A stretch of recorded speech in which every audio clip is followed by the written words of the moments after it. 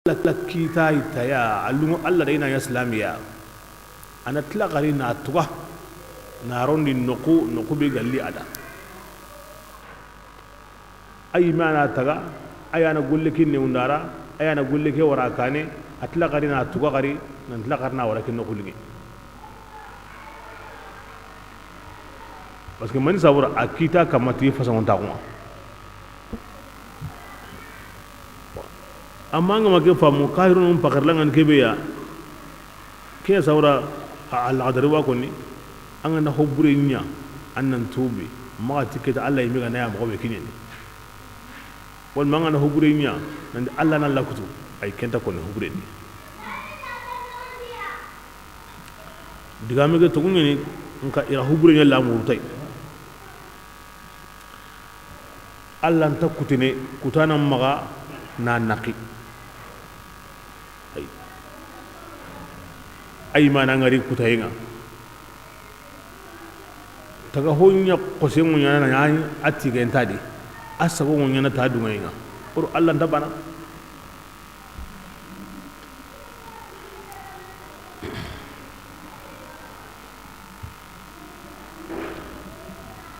bismillah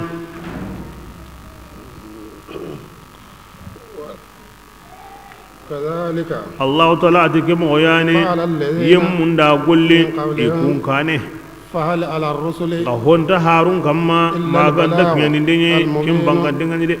ولقد بعثنا رسولا oda hariki jama'o jamadi ko garanki mogombe oti harun dangani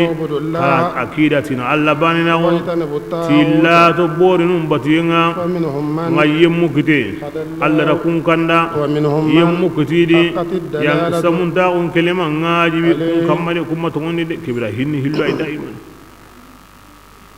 anganya to ndane amanya alla nyinama amma naqi anganya kahiriya amanya Allah nyinama amma naqi agaran tagati mo be aw kenya nyana ken haqiqa kebre ngadi kahirinu khatre munindi fanzuru agam payni kayfa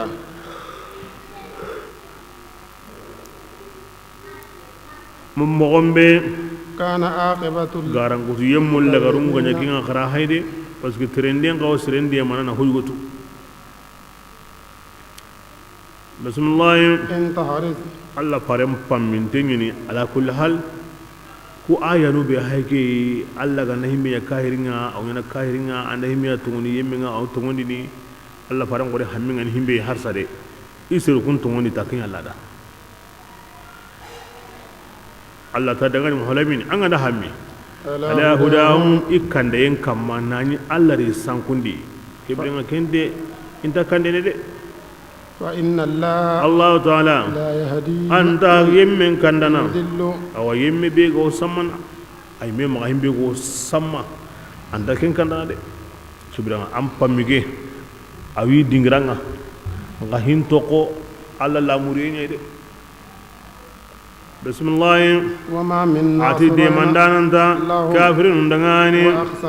كبرين هايغا كنا الله تعالى يكون ينكمبنا لا يبعث الله من إذا الله تعالى أنت يمي وندي يموت كينغو كلا إذا كنا كو كافرين وندي كون تكين غارينا بلا التي نعم يو وندي نانا وندي كني نينا إذا ورا إدو كما ناسبتين دي كنت واجب نيجي كما دي ngai mera ke wajibi ne du kama ma kanu hili wono isu duronya ni isu haka woni ndeke aw nyana na gollun kenje himbe gan sir no ko be kenna digano arno gum sawa walakin akthara an-nas yanqasirun fogabun la ya'lamun kum makatu yubayyin lahum woni ndemu nyana man sabura kuda ina hom bangandi ta honunda igaram me sore ken khibarende wal ya'lam alladhina adu yo woni ndenya ku sabura yemunatu nga kafiraw nanti kunga iyanya kadibina garandunga inma qawluna woni ndenna magayni wuro samu ke taga hosu himbenu dangina ndalla ya sejuranga i tunu munyendi إن ضللنا في الأرض أيوة كم ينام خمبو التي تكون يمغى لا سمحيني لكتا الله بغينا ندم بكتا الله أنه ati o ko diga menga لشيء honne dangani إذا onda أردنا lamuru أن نقول ona tikempo dangani كن nya فيكون ana kusaganya hakeda yani o anda o lamuri ngana jongi himbe kitayenga bane aw nyana tawyedi an tawdi nan da hari kafundo nunun ko ni ucenga to la gara ko tan kan kem moya bismillah والذين ati yemmo benu هاجروا kunga bagam bagana ko بالله alla dinan sigindendi من بعد ما kari yakundire mundi na burundi hawan kandi nan bugu nan muruti dinanga madina siginden sabura min ba'di ma ila kenya hom palle igari tonya kanundi kunni koy لنبوئنهم alla farendo sahabanu ati mi gara ku yankandi gilli duna kanundi حسنة dingira sire kenni madina ولأجر الآخرة alla gara baraje be gono kenyan qora لو كانوا iganyana igo يعلمون kento digambalinu ado kahirinu imiya me dabarni madin alla la kuto na madina nya bagam bagana on kan na anya islama ko awa ajonjon kan na nya islamin do awa na gam sahaban do alla faade ingaren ta ko sire na nya kin kan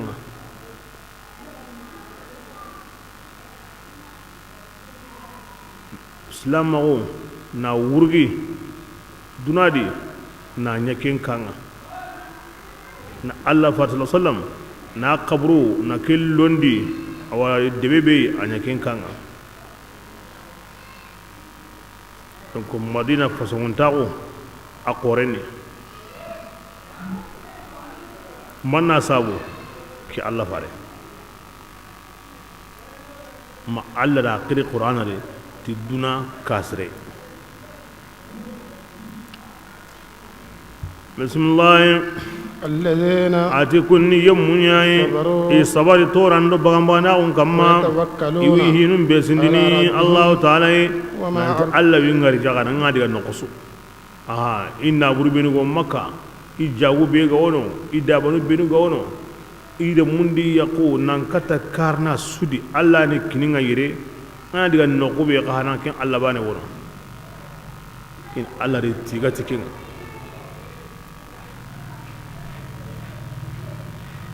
aya nyanga kodi farindo sahabano ayran kambe ngo khirni se sukama anga kontan dinan sigindini noko anga kari nondi lungoyendi adi nahandi kherindi nangurutan dinanga na Allah riga ke ayran kambe ngo khirna sukama duna biram bosle be ga koni amo kemmen kitana la gara baraje be ga koni amo kemmen kitana بسم الله وما أرسلناك الله فاري وما مبارناه وما أرسلنا وما عتي يا رسول الله وكما هارنا قبلك أن كان لا رجالا ما كنت هارن سن يغني يدي يوحى يغتانا كامن الله هارن يانا ملكني لا هارن سو دانغي أن كان أسون كما دني يغني يا هارن تادي ملكن تادي wa asuka homontenka wahay nyawnyana إليهم katiya malikan tabaka qurayndi nanti Allah haren payto mundingini koy gara ke mundu mobe ikungan tatu فاسألوا ala zikri أهل kharatwanun tirni makanko إن an كنتم kun nan ya لا ga takitu تعلمون fare tirni awa inna saran karamo ngono yahudiyan karamo ngono khari tirni an bidumun do qifaran qawale ana kammo internet hotana ko agada anda buke بسم الله بالبينات كبرنا أوني قيني تمانية دل بانغان تنيني والزبر أدو غاب تنيني وأنزلنا الذكر ورا هاي غنا قرآن هم كوني ينقاني كتانغا مولمينيا لتبين ما ودانهم بانغاني للناس سرون دانغاني نزل إغلا كين ينقاني إليهم كتيا حلال حرامي ولعلهم أو سيني ترغان دانهم يتفكرون يتفكرون إن تغسي أفأمن الذين كبرنا أيوة yalli yemmun dun tanga guyawa مكروا iga kamana here buren dabari ti Allah farenga أن يخسف الله الأرض ikun pakaren ta ko sir Allah ko musre aqi fare qore daga honun kananke agana me wari ken kanne ma ona kari ona siti ona qata an kun sago mo burde an kun sagunte ngai nanti kin min ngalle nogondi an yakhsifa Allah al-arda Allah ta'ala magawnyim tunindi بهم tiya ikun wakentu nanti ni to ke tawrai asewo Allah da kebe gani Muhammadu kamanga agara ngunyen tunindi mogobe ti qarunai an kuma kanu kengure أو يأتيهم العذاب ikun makanu yangan kate nalli yani to ke mo nambe ya حيث mogobe لا iganta يشعرون ken sera ikun ta kentu kebirenga a qaruna khallemme mum mani yakoni nka yangan kate le min haysu la yash'urun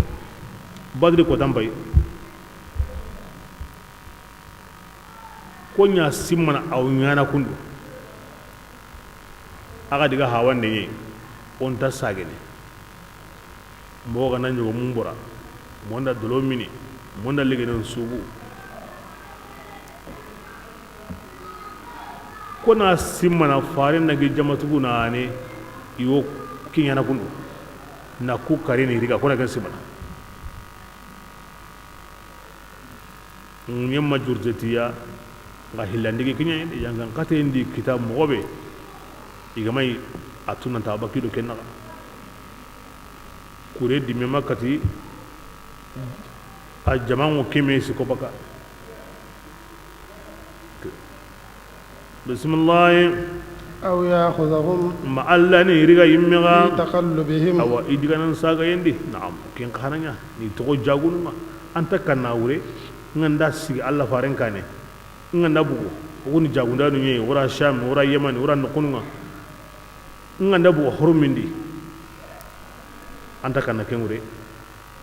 annan ko banan kan kengure bismillah فما هم ina tunandi kummanya ta alla kanya yemuide أو يأخذهم ma alla ni riga yimmiga على تخوف mulli magandi فإن honne mi hinga nyime فإن an ربكم kamanga لرؤوف a kamanni mo mo en tunga nyede Rahim. hinna na nyande kinyana kan tak mona kusagara gidewna ara kesuniya amma mun yen tuniyetiya ngamin hasula sha'uruna badri hay niri ga idinan saga yundi na kenya sase na honu boto lagaburu na honu iga wa hakada ni mulli liga makka hanka ad-dawla al-jihdi agidu ara sunye ma honne na hinsu ila madina ma Allah fare ni mega worni na liriga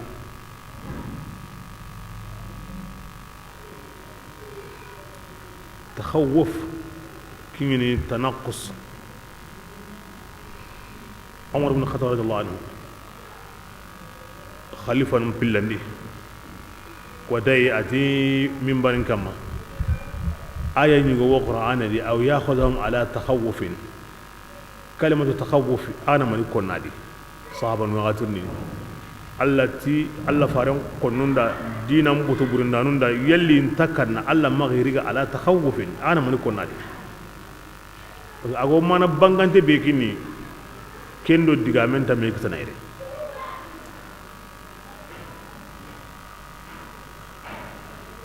serun kuru kirse gono arabu qabla be go ta huzaili ken kirse girnasgi adu khalifa keni oku huzaili ngoya kanneya takhawufu nyani awa tanaqusuma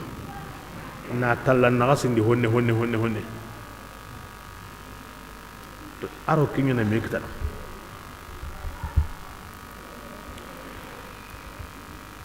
ati basundadi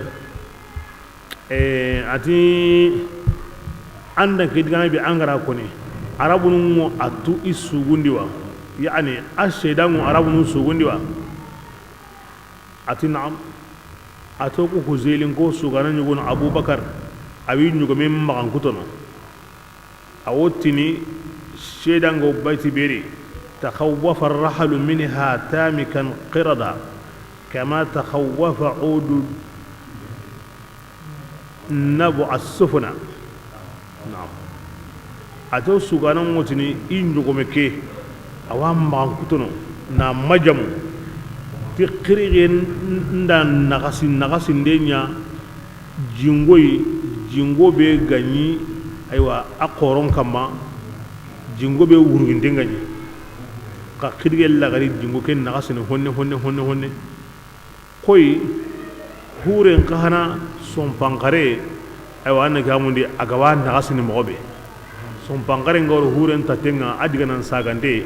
awayi yinci bo qirigen qarangara ngi nyugo ndare jingo dare ara ajingo ken nagasi honne ma wani mana mahallu shahid takhawwafa ar-rahl adu kama takhawwafa ila shira ningira awrina tanaqqasa ar-rahl kama tanaqqasa kin shira ningira umar tikem pagati alaykum bi diwanikum la tadillu iqraga hakratu aga digan qasundi aga hossahan taqasu aga humugun taqasu sihe qasu qara hakratu qadi na to aha karango kendi akan tasamma itu umar wa ma diwanuna itu umar manni okud aw hossahan taqasunga otu aw qasu ati shi'rul jahiliyah islam on kane sugu benu gani konni walla ngoro kuni wa inna fiha tafsir kitabukum wa ma'ani kalamikum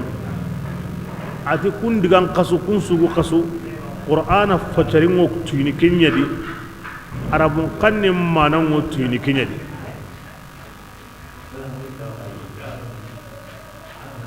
la muri en qur'ana go tuni mobe agama suro mo ganda ku sugu qara kebra umar su ona qara alaykum bi diwanikum wa min huna islaminu billi sahaba nu kiyeni isugule ti kuka humayenga me ari tangandenga qur'ana khidimanden sabu dangani qur'ana tuagungo bangene mogobe ago logene mogobe ago famene mogobe wa qur'ana ni arabun kanne po gere nge aw sugani dengi mira kusugu kanne arabun kanne bo sugani dengi kiya samun surunga wi kharna o magayre tahana situ shara yanyere da suganu tumi wutu na jonjon kini kun aslama kun kane na kun sugun woni wutu ne kamwa me mais sisa awo digana ma tamu wono tamu do hilo wono isa kun wono sisa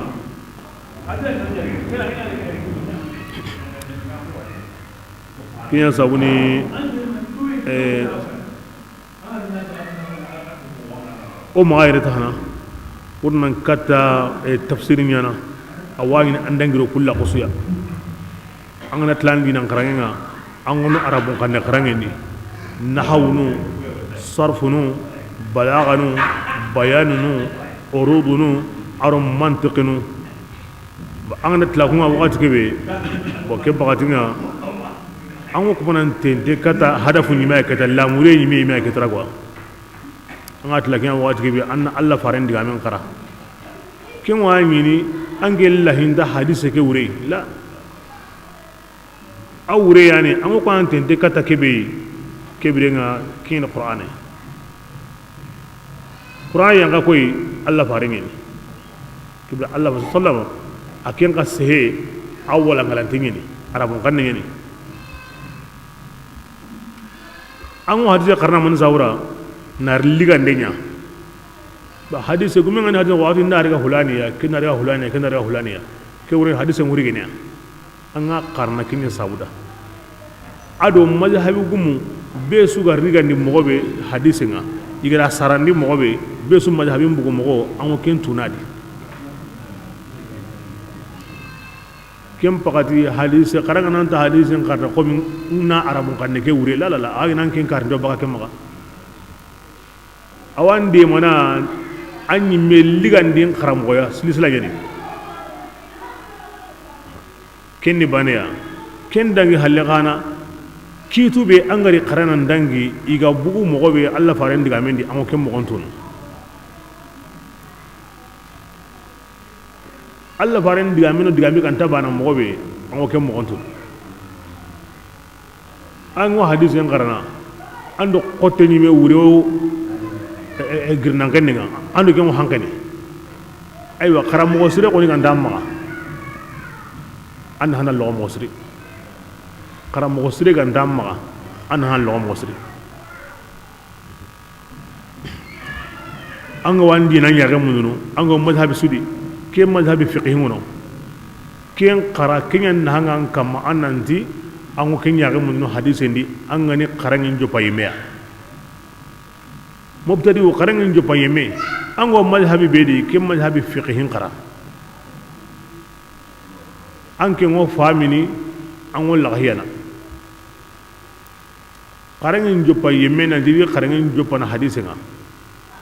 karam go sire gan damma an hana lo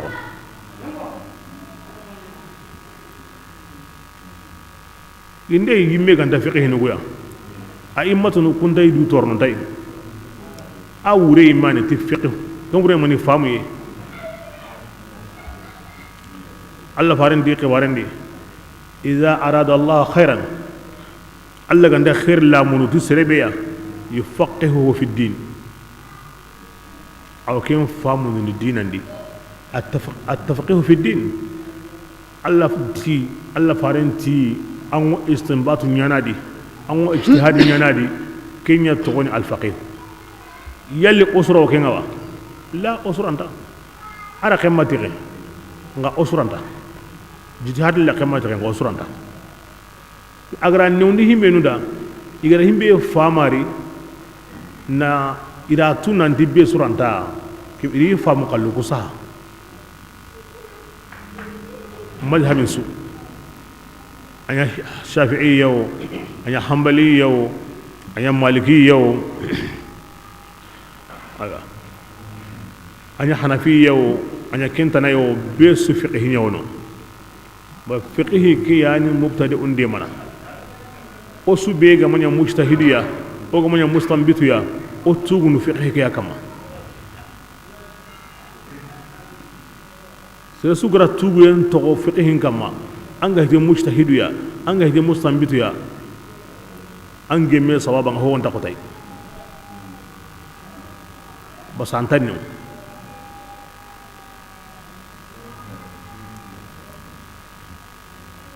kebriya nganatla hadithinga ke muradu sabura kebirenga anna tafsiriya aqaniya silsila annari gasari awrin ke awani ni ken kamane lahin ta qote yugo wure adi aganta ken to kembe agar himbe no qara idina adu arabun qanni akunya tuna adi digana awa qaramun ni dinanga ja kite bugu yera ke hadise ro ke aya ja ke kite bugu kenya di aw ken tuna di ke aya madhhabi gumera famu kedu kira famu kundu aw kenya tuna di digana kaba ko be ga wono Allah hinundi aw kenya famu yar digana nga wani ni Allah hin da qur'an qote ke me wure Allah hin da kenga aw kenya metu kebiran ana jidi noro ya ana jidi fatuhu ya ana jidi tuwago ya awani ni gara ho tunan dangi gara ho qarnan dangi ja aya bani aya no hil qur'an di ira wa sukta na di wa sutuna di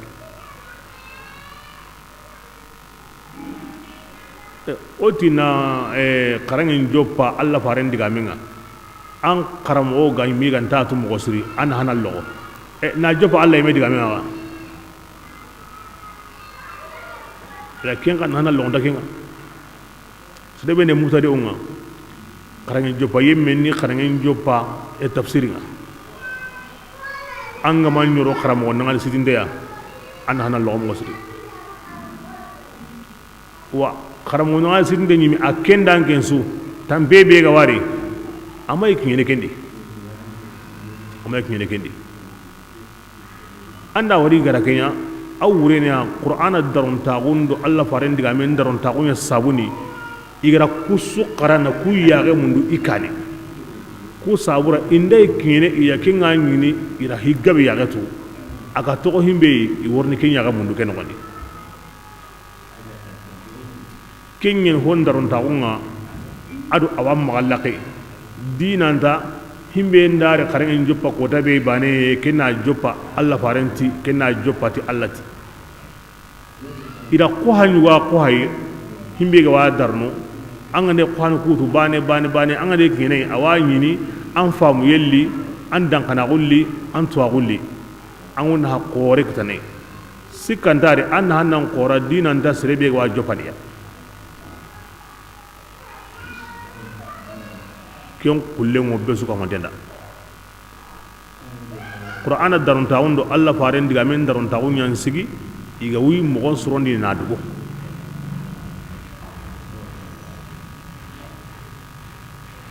allo on tawo he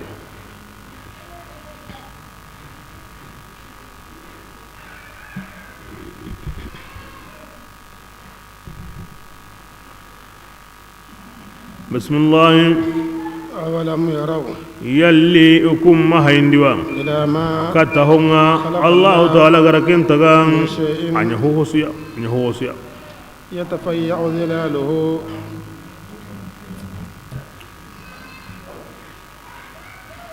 أن هين أسره أن كامني أود غنان ساجني عن اليمين بدين يقولون وتايم باني بدين والشمال يقولون أن نويم باني سجدا إيران كده غنان ساجي تايم باني نويم باني التي يكمن سجوديا لله الله تعالى دا يمغيان كان الله دا تيم مقوبي الله غركلا مريا وهم أتسراهم سكهم وندنا يسول لغندهم الله كلام كاونا كبرنا أتي تكهون سو سجودين الله دا سجودين بالي أن أدم من دجنا يدي هر كني مي همنو كما سجود دا رئيسراهم سجود نادعني kawan pakatim pai ang honun sirahun walli awo diga na do ita yimbangya kiyen ngana nyenge wone ngana guro sirahun warni magani man tamure mullem pakatinga sirahun wodi ngado anno gembangya alla to kenyi layla mo be galli alla ra kamana kenya nya akamana sujudi ikeda bismillah ولله يسجد honsu wasu bin Allah dangani kengo kampatundi ada honsu kengo munyendi gilli hongarinde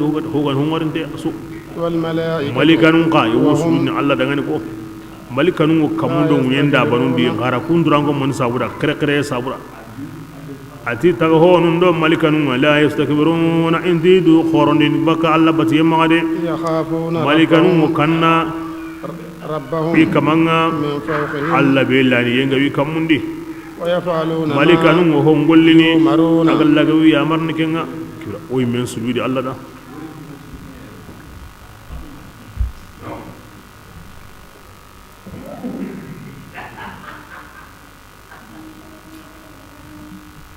Allah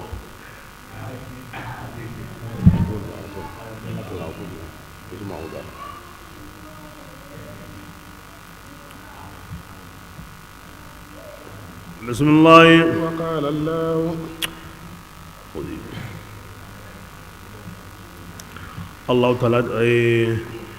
الله تعالى دالي لا التي تتخذوا مني أتتهون كما أتكتني إلهين كما نهليا اثنين هلقني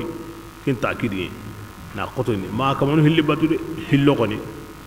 إنما هو أنما باتهونا إله إني كمانيا واحد باني ما أنقطن دي يقولون إجاتي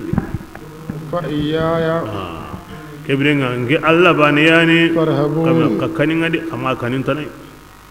وله ما honsu walla dangani aga kamundi ada honsu go munyindi aswa komi ataga ho amara ho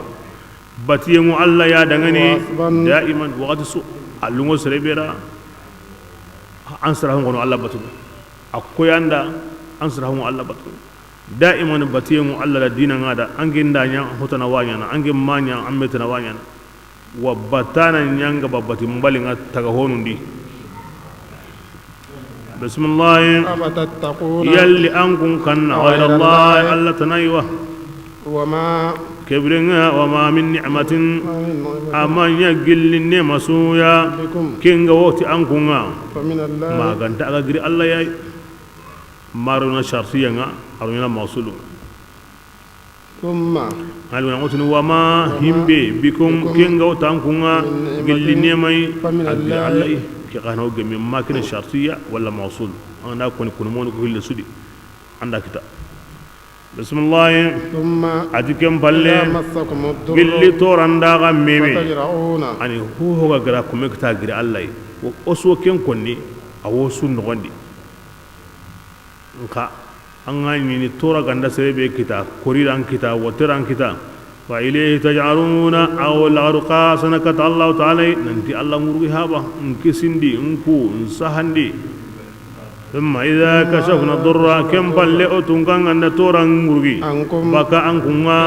anna jamani agadi yashurkuna kun hilla kabinyana awati kamanga ليكفروا ko sabura ina fisirin Allah wonni ti honga o garaken ne makiniya فتمتعوا akoni kunda tini dulu mumbunde فسوف nga wajibi ta'lamun awrnatu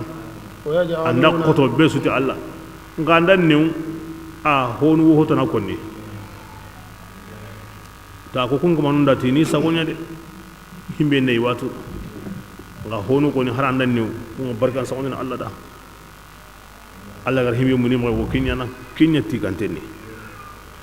bismillah ويجعلون نصيبا ati kun hilla kapanu taqinno kunyana لما ko dangani لا يعلمون imentatu aha nan tanta torandini nan tanta na odi kini borin taqenga mimma kitaqe baka honyedi o gari warjaga kinga koni o imana kini yade nga kenso de fusri ngallago ini kahoya na itaqembugu o warjagandi تالله kuna ta Allah wallahi mi gara ke nyanganun tirni baka honga aga ganyi taftaruna o kin garan kutunu ويجعلون البنات o gilli jukuburunga khari inalli nyagarunya Allah dangani o tim malikanun ni Allah ri nyagarunga subhanahu sunnahu Allah dangani ولهم ga ما ikunni me qallen ni lemme ya yitastahuna igo kimunda lenyuguni kun qalluma indalle nyagare nyamunda يعني كيغاني كيتي بي اتلي منتهد اني ميغو هيمبي قوني انتي كيني الله خليك اني ميغو هيمبي موندا كينا اني مي خليك اني ملا كم باي دي كي كيتا ماتلمو دي لمي قوندا الله مغا نكا ايرانغي كيتا ماتلمو علي ربك البنات ولهم البنون بسم الله وإذا بشر أحدهم ati anyenge ni maniya imenu go ke konni angande yugonu nyagalindi بالأنثى tire mbi yakken sareti yagareya ظل وجهه kenno qoso aya gallaqen nakira مسودا abinne binengani awsunono وهو aken kamanga كريم ona hagu butumbuinga يتوارى butumbuin ma awra mugu من القوم isirunga من سوء ما kombonen sabu dangani igara nyagalini nitikenga hakeda أي angana ko مسكه kubenu go de malikan ni Allah ri nyagarenga angana tiranya ken sareti yagare le nyagaren konna gon sabuda iya Allah ken mo yilene dimi maga awra ro komben la ken sogiya asimina manina to kombegedi ayam siku yalle ina le nyagare ke tigitiwa هون na ka pallo gon taunga bay le nyagare sare ni muninga ko hello gon ta o halle na brandi na korondi na gamuni na halla anta husro ninda na hantai asullike asimine ke bani nga na tori maga ke logon tawani am yadussuhu ma ina burwa nginya di asimine ku hillay minen diga ngarin temburu al wa'd asimine ku hillay inati yagarenda gilli an ngondi aywa aga natindu gilanga tindiga ngora kambalenga gilli yagare gane doron aywa anyi mena yaga bundai de kenga manya aga da sare kundu Allah hayra ko mo be kani ma ngutunga nanga torim magawa ndi logontago minna ndiga burwa nan ndiga buru yaga na jitandi awa to kono andak terantera wakati kebe ay meora gune ndiga sankulle njaba gere mangatu akengatu adi lemme ndangani on diga bu anni kan kadde aw sete nyogo menga dek nge gune ni wakati kebe ana yankandi ke gere hay kundu na to kamana hay ay mere me awa nyundo nadi na sen saga i mere menga angarente man sabura anta liñare munda kenni ladanga kenni tawran diga mogonga wa kembi to hobure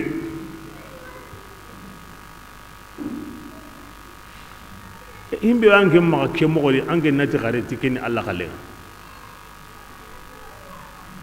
ani golle mbude yempay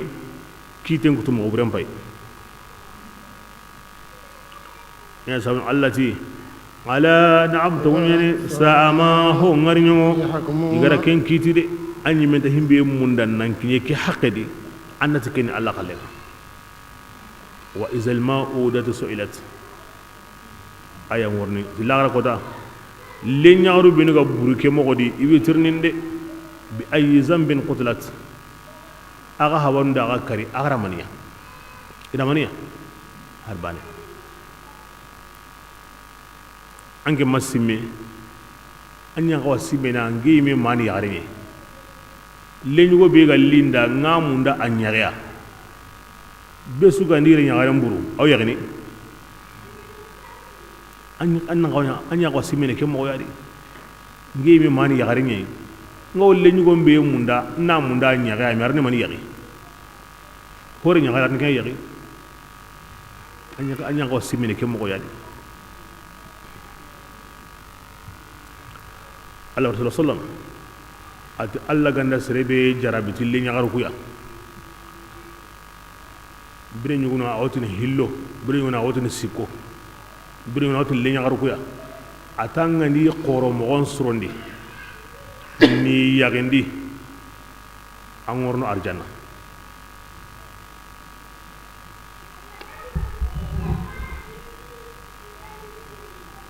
bismillah مثل السوء ati misali burengo yemmun dangani kunganta tumundi ni bila akhirati lagare ولله المثل الأعلى ati an kan misali uruginte kin Allah ya dangani kin mani bori basiye kin misali buri le nyagaram buri kin misali buri bori basiye kin misali buri nga Allah taala tali uruginte na kinyada كين مغان كتو كلامونتو كين منيا لا إله إلا الله أدو عقيدة هو قول يري بيقول واجبين الله كندي كين المثل الأعلى القدرة الإرادة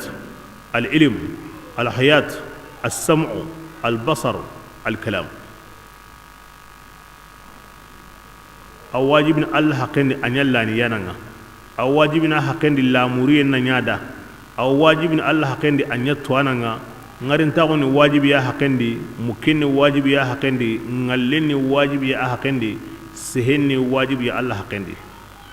ku bagan kutu nyeri kutayne kenni muhalinga Allah hakendi nanti aranta hoy lamuriyen tada samunti nyani karante nyani anta homuku anta howalli anta sehene kuni muhalin Allah hakendi wa kwani wajibin kai borin pakendi lani enta borinda lamurien tada tuagun tada ngarin tagun tada muken tada ngalen tada sehen tada bismillah wa huwa Allah ta'ala al-aziz ayani nindana ayani gemun nindana ولو يواخذ الله الناس أغني الله غسر لغنا تيكو تايوما أمانيا غلي هونغارينتي أغرا كن تقو ميندي دي كبير بيسو حلاك غندا أنغانا باني أول لغنا أنغانا يبانا أول لغنا كما هبرينيا كما الله كتا كما الله قصينا كبير دناغري ولكن الله تعالى أوتهن دغندني كتا ساتي يا مسمن كن توكون هويا بلا كبي ساتون غنداري انت ادغندي مندون صعبانيا انتي كندن اكاني صعباني هو سوري وقتي امي وقتي غندكي ليرين تكاي ليرين تاكمنا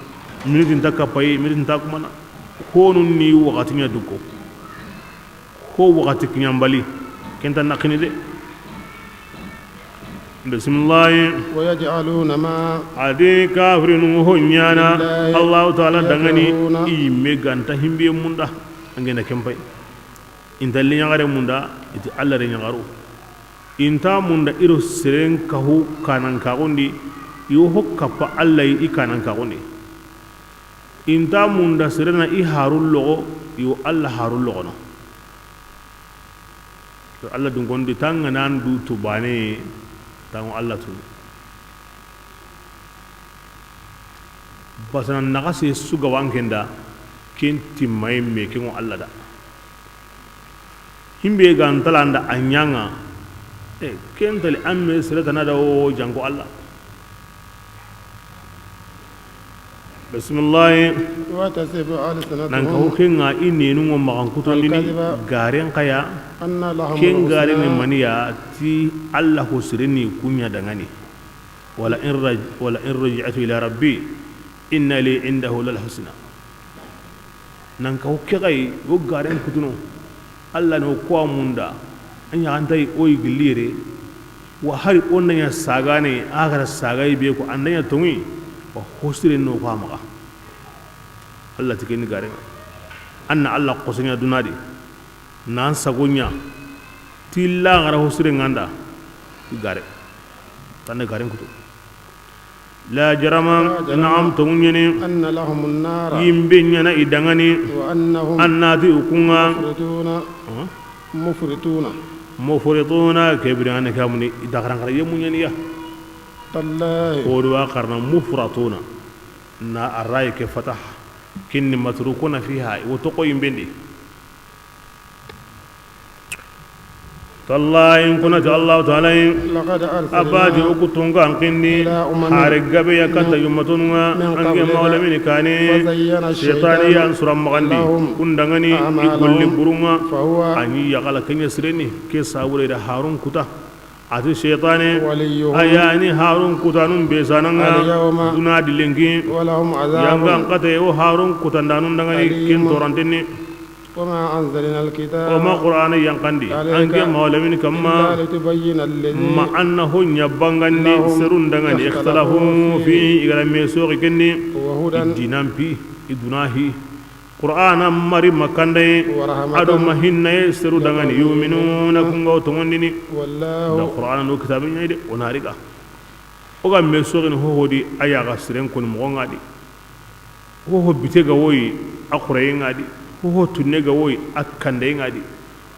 هو قطاغا وي أني من غادي والله الله تعالى أنزل الله ينقني جينا نمبو تقولني الله لمني نغرندي تكنجيا مني كابهالين نادو كاي غبيو كومبونودي سرو دغاني يسمعون كونغو مكيدي انغا كاملي يمباي مني كانتي مني غو نغارني مغوبي هو نغارندو غو غابرونا سانكي مغوبي كامبالي غو نغارني مغوبي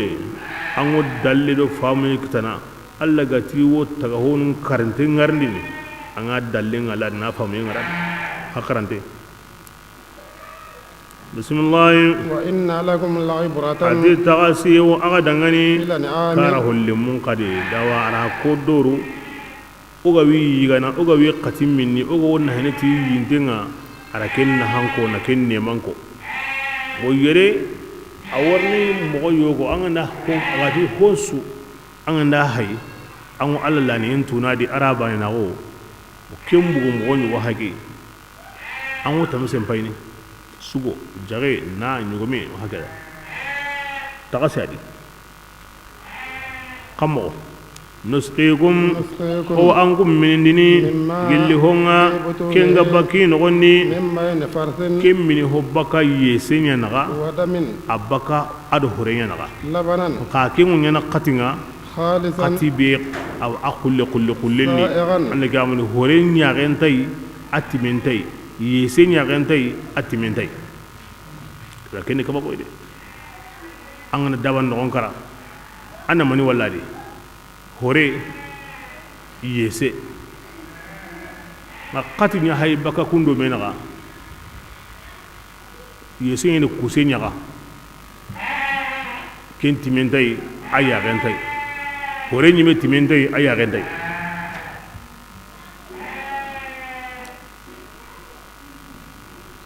kenni ka bakoy Allah be go kenyana la ni nyaw kenda la ni nyawada bismillah sayagan qatike amminnin atunnin alli الشاربين minana sukha mantenda qatim mabala sare khanir hina bismillah ومن ثمرات النخيل ajawo gillinne mantanai wa tamarul limin kana haki ora ga minindi tamarul limin qadi والأنعام aro anaka inabul limin gawa ga min dina kana jinga تتخذون سكرا agana sakarandi ho awa tigiti منه gilli kunga inabu tamaro agada idabari nanya konchinga aygar konchin jatin nemandi ken kotanga aywa konchin maharami abaka maniya munye yite atuguchenni amarachenni akakachenni adare anyime nari kelleme lingi bundai atamaro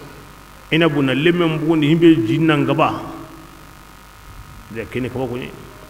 awa tamaro saka jindi na sahindi awa inabu bolin na jimbugundi na dabari mogodi mangana mini me awina sabu ina pakrendi gadi bismillah warziqan aga warjaga bugundini حسنا hana sirengani إن لآية kini mani at-takhlil wa at-takhmir agana sonki agana ya dullenga agana ya qonchinga amma qonchi kella gari haramini amma na ya dullenga mana sonki kebiranga kimma harami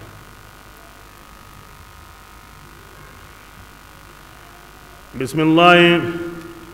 inna la ayatin atikai higabewo في ذلك aywa ku mogonni seru dangani aqiluna kungo hakrante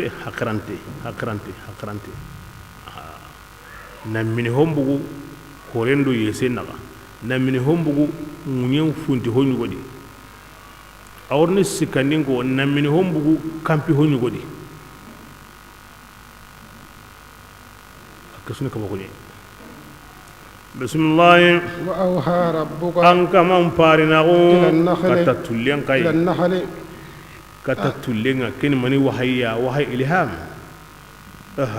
amma an min mun do qifarun qalle kempe ki wahay aw nyana na hunyan qadi siren no gondi wahay ilham wa awhayna ila ummi musa harina wahay ora yang kada no gondi mun yagare manya hare hina وما أرسلنا إلا رجالا وأوحى إلى النحل لكن وحي إلهام الله قصغر هون ينقندي تكهون نغندي سواء وجودي كيمو ينا سلام دا أو ينا كاهرين دا أو ينا بطان دا أو ينا كتان دا هاري أو ينا هم مومن دا قوي تولي بسم الله أن قياني اتخذي بيوتا وتتولي أن كمبو دبري من الجبال يدني ومن الشجر أن قلو دا كمبو دبري يتنقدي ومما أن كمبو دبري هونغا يعرشون كينغو يانا ونو يانا ورغي ولا كيغو تولين كو كالتنوي كون وغيدين دي ورنو كومندي هو نو كينغورنو يتنغامندي هو نو كينغورنو ونو ngindi iho wonta bana gammen kallen tarno ngunundi ngunungen kallen tarno gammendi ku hilli ho on tarno ngunyen kadi indabana himbe gani himbe kengorno kenyadi alla ra kentu indi kemmo gonga aro kella halanga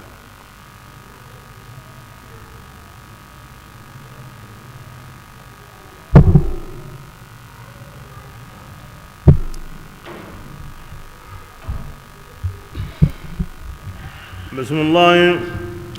ثم كلي وترى كومبين دبر وات كبي تولي أن نيجي من كل gilli ثمرات tire men nonen suka homantenga ke tullengo honsu igana honsu kya sawuni igati awsren jarana angel yite wange jarana anta yite ketu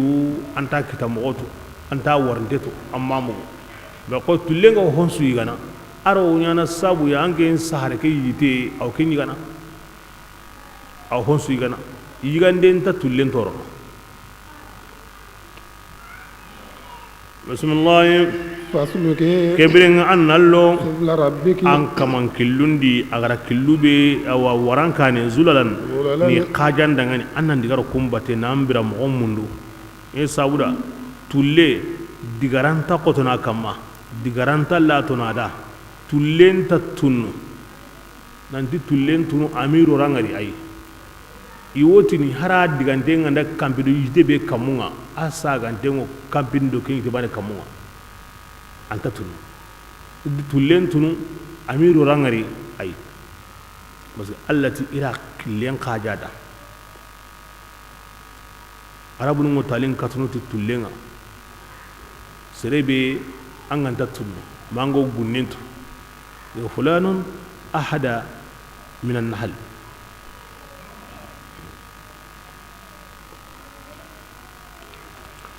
بسم الله يخرج شراب أتم منه وبكا من بطونها أو تلون غندي كني ياجنا مختلف ألوانه كنيا أو كن تلوك كنيا غو إنه نتبانا فيه شفاء أغنى هم بيجا ياجي ونيانا كينا ما تلني مغن هم بيجا ياجي كالتم ونيانا كينا يتو يقولون عند كنيا ياجي دمبرو هون أو هنا هون ونيانا كارا قتنا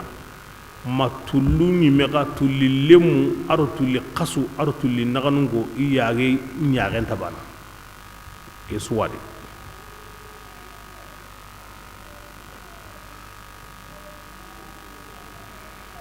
bismillah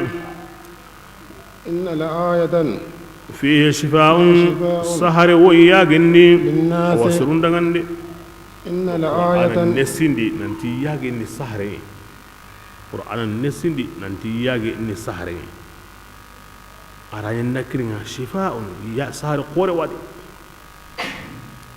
tulle kabako qore awgili alla lani kabako ndebe go tullendi alla gara tullen qaramu ndey akompe ke dabar mo angana ngunu ngem pay na yage pampang ngem pay an wani ni botu be ga way asuni sile ku tumi yayi an ga ñini a suñoro an ga ilimul hindisa ejindira wa nga ken khara an ko ka bakon turu noye an wa ñini asuni sile ku tumi a suñoro har centimetre 0 cm anda bali do menaga o kenni bane anta walli ho duro ga wadi walma ho nyengende ga wadi nanti ketti mande he kentano nanti kemat andi kema suro mo wasri kentade asu sreni asu timande ni asu sele ku tumi kinni kaba ko khoreya attagande fannendi kempalle ngunu nge sugono magamme sugono alla da bane waraken kama kenni ken kanangenga intati du kunduga kanangen yawiya anga yin har taga mo gondi kenan dara kutukui arabu mu ken qiliti al ya'sub aw gilla kama kunga Allah subhanahu wa ta'ala ngunu nge sugono magamme sugono tulluku ina golle ne horo ho golle tabana honu golle ni nan sigilla kenga ko horan tarno himbe ga mabuno kempalle ina mbunu ina khini ina kataro kado ho dambe ken honu golle ni kungo baka kungora yigande mundu nalli yo sagane entatun honu golle ni kungo kombeke tagana nogondi honu golle ni kungo sare nadi honu golle ni kungo sara honu kura kenteke honu golle ni iwi usunu bakano ni warano kutana daiman golle ke mo wardi gana golle assonin tenni ayya qabugun tenni amera batun tenni arabun mutalin katno de hulani hinya gara sigin tenni koy tulu intati du kunuma ke sunyana timaniya alla gatira to ko junte be kiniya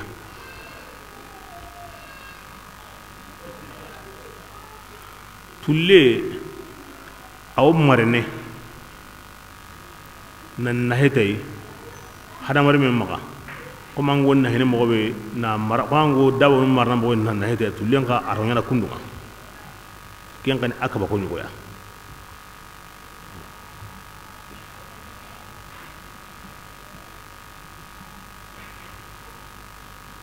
allaji saharewa min hokedi sirunda kingani yaginga naam aduro mana hokai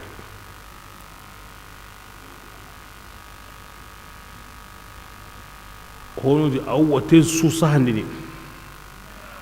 hono di ay wate be laslingani murayga akaya sahandini hono di ay awaten susahandini ka muray ngatunga ndey anga duro ni gana watu be laslingani tawyenga anga do hotana kapameya kimpalle akenyime yigande be gani tabi'an harun harun ratb aw kindi gari yigande go mo yanano ma atayni akkananteni de mi atayni ya adu waten hilay hol laslini tawyenga hol laslini murayga jaranda no kento imbel daslinga ni murayni yage mbane o kensro imbel daslinga ni tawyenyi angana yage mbane yiga kengo hokka pak tawyenga dade yura ango hotana kapay ala kulli hal sahaba ni gonu koni digaro himbe koniya hon kunta hon susrono anda hokka hayo amma hokka hayo ti ana angane nyama ke sabar abdullah bin umar aken koni har tugo ngana kita aw yage ndar nay no ko ngana yiti aw yage ndar nay humbuni ngana bugay aw yage ndar nay kille makin yigay ndo minen koni ya wa aw sahana kana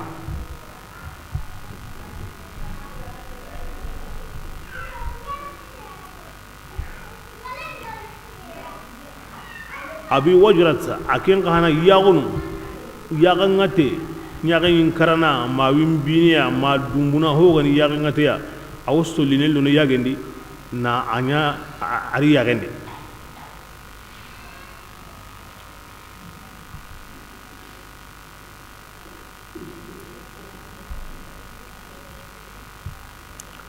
yan sawri yage sar sire sar nyinama bismillah إن الآية أن تكاي جبوا كمبونوني سرو دعاني يتفكرون كونغو تغسني نياجم تلهم باي كمين هو بكادي نف تمرون باي أدو إنابو كمين هو بكادي ند أو سكوندو جاكندو ناندو نجوم باي كمين هو بكادي كاي هقوله أكو دعاني لقوم يتفكرون تغسنون دي Allah gari ka hinkusu hakaranto tagasanu bismillah wallahu Allah ta'ala atagandi an kunga thumma yatawaffakum an bi wutini Allah entano ubi karana nembi yutu angi nyime mayno simme kinga ayana kun taga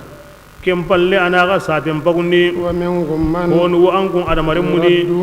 Allah kun sagandini ila hadal umri katawum po magayan kantenga na wun kita kini mani yonkola karaya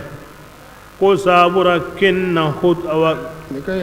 ko sabura amma harbane to awa atwa kum palle allah kenyana ko no wono andi yonkolan kara ido limina nun sumbana limna tuna ne be go kandi aw nyana ko kemmo ko karendo limina pakaren sumbana aw kenyana honi إن الله تعالى عليم توانا ينتي تغهرون دبر مغنى لا نيانا ينتي إكرمات وطني سربي غندا أو قرآن قرأ كين كمان ينقل أنت كرني نا قرآن قرأ كم لو قرأ مندوا أي ندا دروس ياوا أي أورين نقول لي تي قرآن حتندي أم بتندي تي ayya mariye anya mari tai kebira ken kamanin nyun ko lanta karne kinya sabuni la alimu konkonto i digamu hilla garunga kinya sembenta kinya neunta ayang quranta dinanta hinjo ba watin se hunga maga bagi nani kun waqasono itallan senuna itallan qurana itintono alla idada ya kinya sabuni kun lagarul la hala idiga mundi gollu ayan senunda ayan quranta ayan pasu dina ijupa waqatinga ala almay min martaba nu étape nu ni nagato qoro yam pagati kinga jopana sare nga kata tanji kido sino sikki hoganta serenga kendi ko tas ho ka pampin suya ko tasu tanji kido sikko kebirenga qoro yam pagatin kempe kebirenga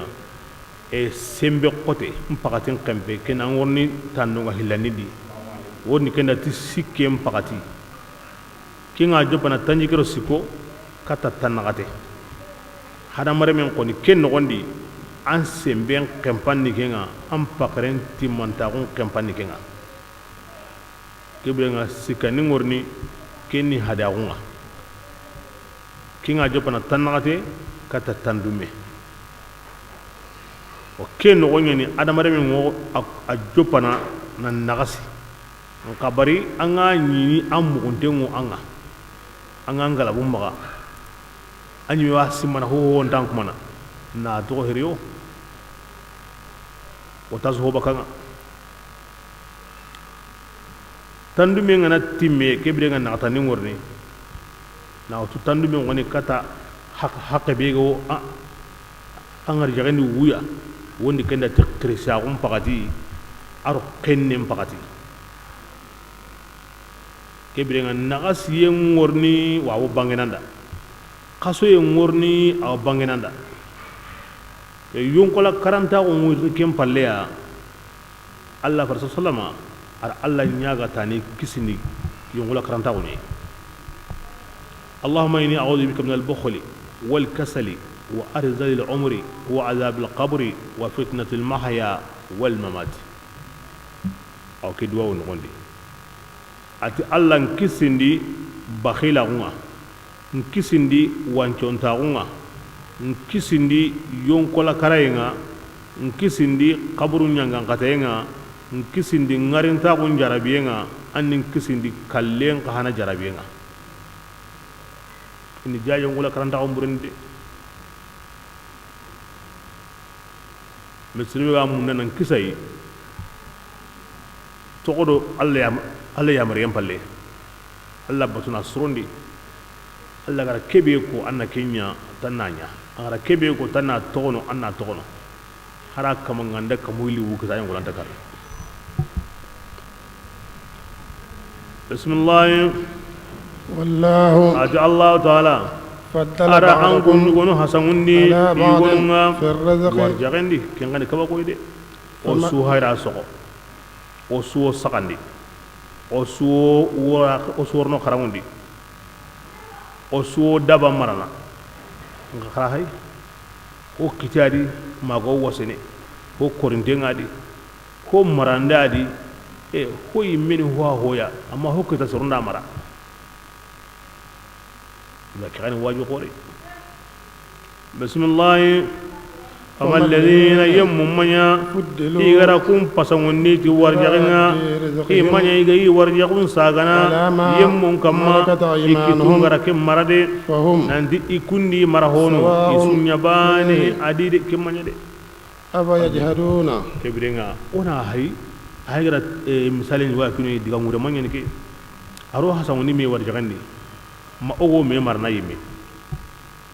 يلي أبينو ورجعنا سرو koni warjagen sagana imara honga nanti ndin komen sumbani mpondi ndin sugondi jagendi nandi nyugome o sumba nan na burende kona kenyana sereso kebrenga alla be hongani honsuya mani sabura bogo awa honu nyuroni Allah na honun ka ho Allah ara kenya wo himbe gan dalo yimeda o kenya na Allah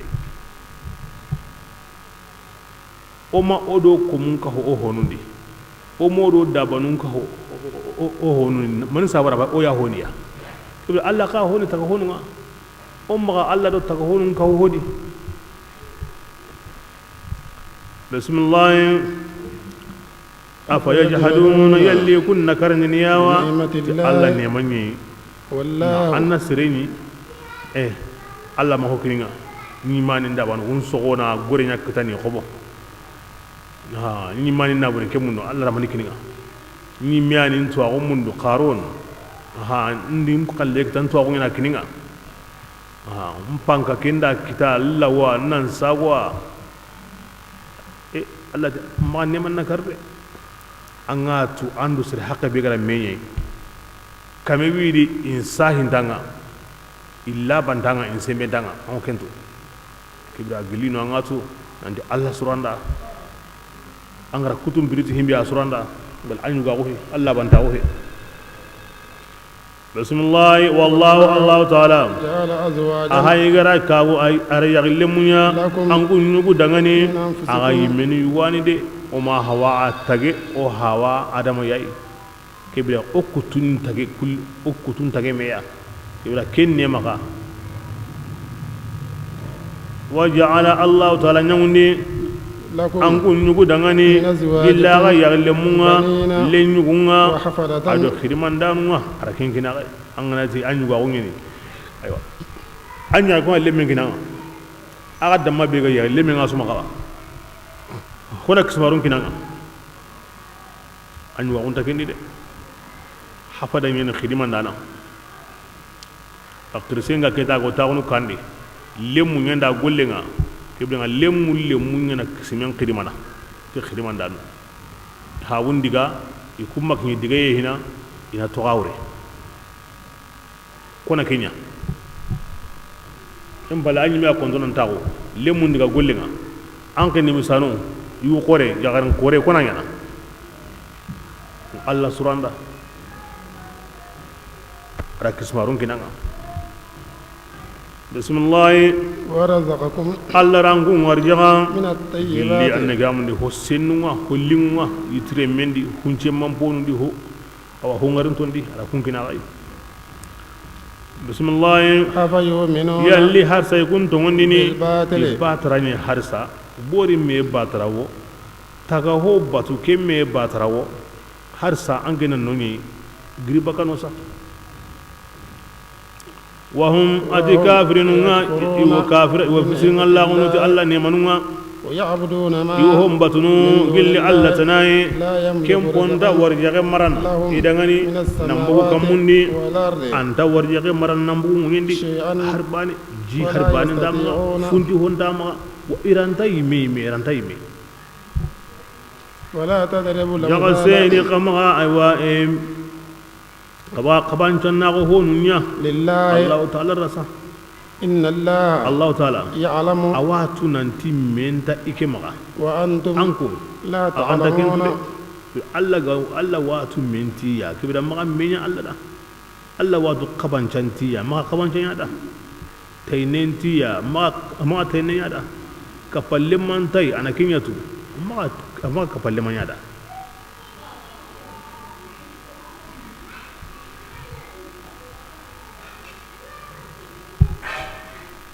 bismillah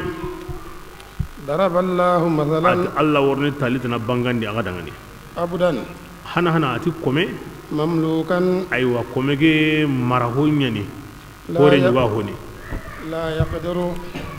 ke hay Allah ko kome ke ranta على شيء harbani ya nasabunya honta maka ke bi ki kome waman ومن yalli ker hore mbanawa رزقناه ko da hore be warjaga منا gilli honga رزقا awa warjaga sirenga fahuwa فهو ke hore ينفق minhu aw na hagandini warjaga ya سرا gundonni وجهرا adu bangayindi awi sagonya nadi hore nyani ora hokkine awi sagonya nadi wati be gandal lungada yalli kedo ko membana wa ay meri hon sunu sere hoy hon tamaga jango ani sago ñaadi imbana hal yastawuna yalli kuwo ñorono wa komo kontonte horo kulle kumbana la kuntabana intabana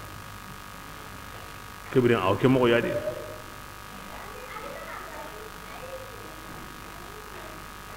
ngana ke haybane gibe kahiri mbay honta bori maga jango ana surada islamin bay daga kiyen hore nga mutlaqan an pora ko alla da an qura alla da ho gawa maga an sago ngari allu ngari fa alla tira su qajanda islamin do kahirin tabana wa ibbati honda bana kahirin bati honi bori ne honta maga jango ana suro ibbata nanda islamin bati honi alla yayi hon suna ya hoy bismillah alhamdulillah haditi gayin alla dangani awara kabrin pogabun la ya'lamuna intaka wa intaka yaqul lagaruntu ضرب الله ati مثلا alla bangandi tali tanai رجلين mutana daiman qur'ana amma hakhir lokasonga islamu ma hakhir lokasonga ay agandang kiri ti wutundenga awan qilliga ti hakhirenga min an-naql ila al-aql min an-naql ila al-aql anyi min at-tunguru gari hayba kamedi anna kahira gudu islamu hayba kamedi anna alla hay adu awakum burunga himbe ka hay anni hay awo misalin kinani me am pakare de anyi min hay ati keni awo misali tanaya rajulaini yughilliyani أحدهما banenga أبكم kenni mumenga لا يقدر aranta kata على شيء harbane ya amumunte asare asehenta atagmanjenta famini waimenta sire tagmanje famu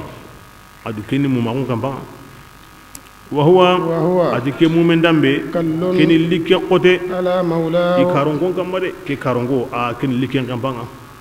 anta sire tagmanje famunu sire ta kalle famunu aynama adin no kusune يوجهه inda jonko inonga la yati bi khair aro haju sure interni angana tandiga hoya haju sure interna ma basa antam famu nanta famu ngaji kadiga suwa aro soke ngorni ngadi jikka sona kininga aro dosam bakani me ngorni angati liere awdi gana yalli ko mebe go al sirebe go kundu hal yastawihu هل يستوي yalli kesere wonyorno ومن ado awa yimbe يأمر kenga o yamarini بالعدل titelemunta kunga awo sehene ay mewo annake hamunde awa yamarni khara kenya kama kenya وهو ay mega awo kille kama mustaqim kentelemunteni ay mewo kille siren kama awo sirunga la kama kendo kentanyoro de intanyoro kebrenga islam nyaw kille siren kama aw siren wala kille sirenga me kahirin geni mumiya anga tango sehene anga Allah tin konni anta faren tin konni angeni mumiya anga wadu Allah di farenda anga na jonko inoko noko anga tango ho nyana haju suren da wala di ba komi haju suron denga kambe dunayi la garanga ma hokida am paju masro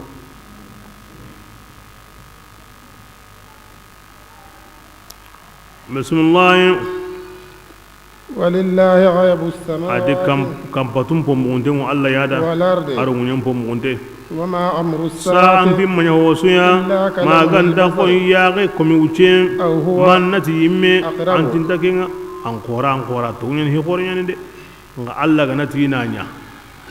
soba ke aratta wucen ko da komi sehendi kafundo nunun ko wuce sisa hayata wuyen wucen ko no da gollen kadi yaage komi yen wuce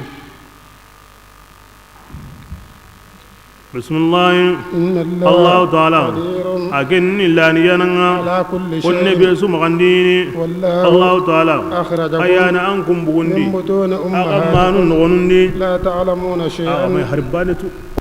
وجعل السمع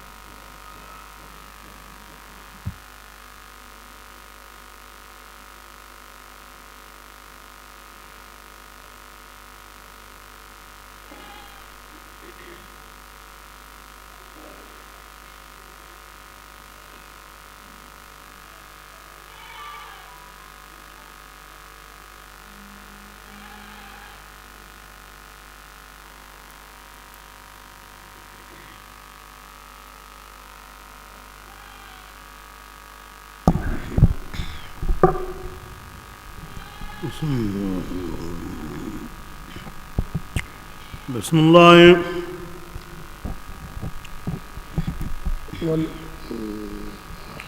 وجعل السمع والله أخرجكم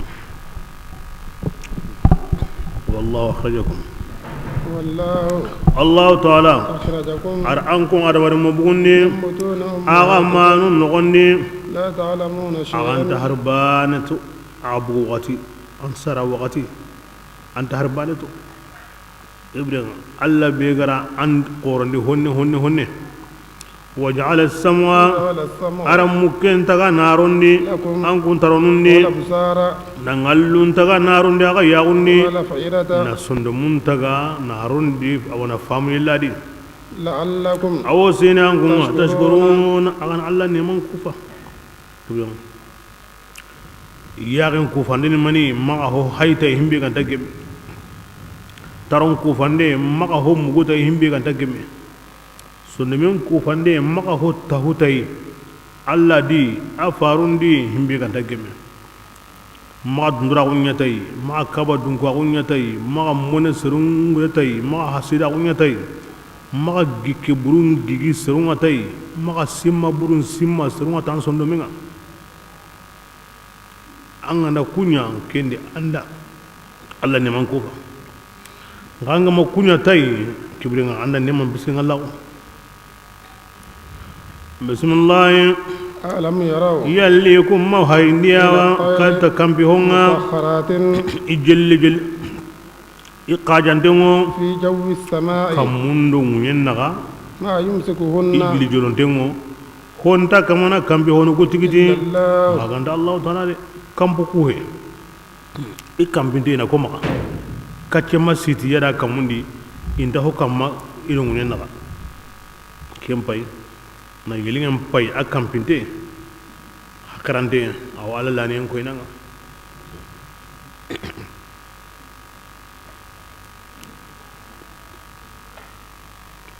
bismillah إن الآيات Allah du kafi gabewo komponu ni لقوم seru dangani يؤمنون ngaw tongondini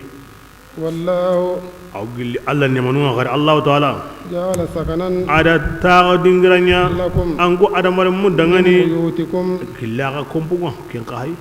ke sora adamare mi Allah ran nema be nyanda ada kunya jatene anta ora Allah nema nyani bismillah وجعل بيوتا ada kompunya angun dangani من جلود الأنعام likara holle mun kana hatenga tilisu تستخفونها كنتين نم نوندا يوم aga ظعنكم grindi kotanunga يوم ada aga إقامتكم tago kotanunga hakada anna kompin dabari tuhanga yitenga gidenga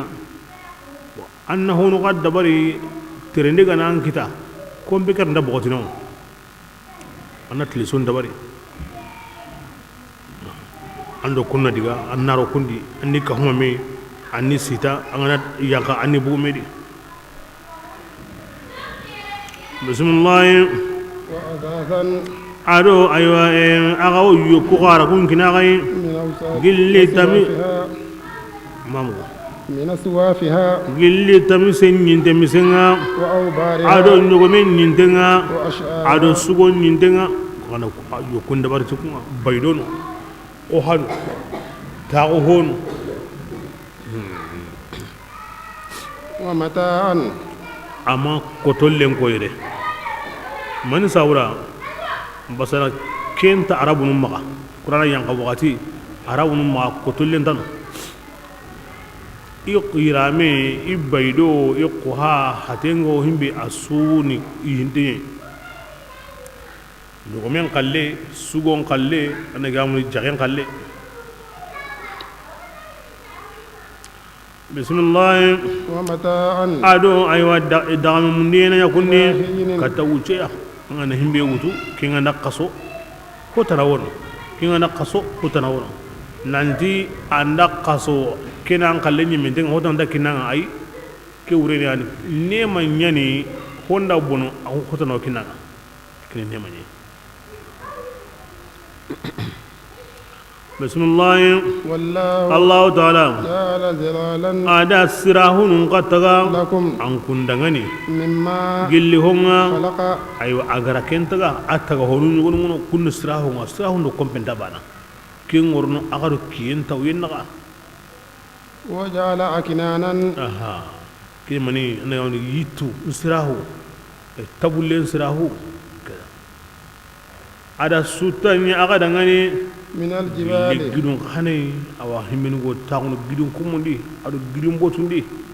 kenni nemanye na kini ko khane وجعل سرابيل ara dorokunya لكم angun dangani تقيكم kundur ko aga tangana awa tawyin toranga وسرابيل ado muray khana tora bayra men hilway ikum ma tawyin nano arabuno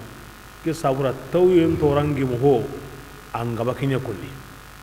inda muraytu igulla hin murayni ikum ma nan muray ngemu ay kini janga katega na tawyin ngemu wala kini nyama nga na sawa daiman ande arjanna koni ana murantan koni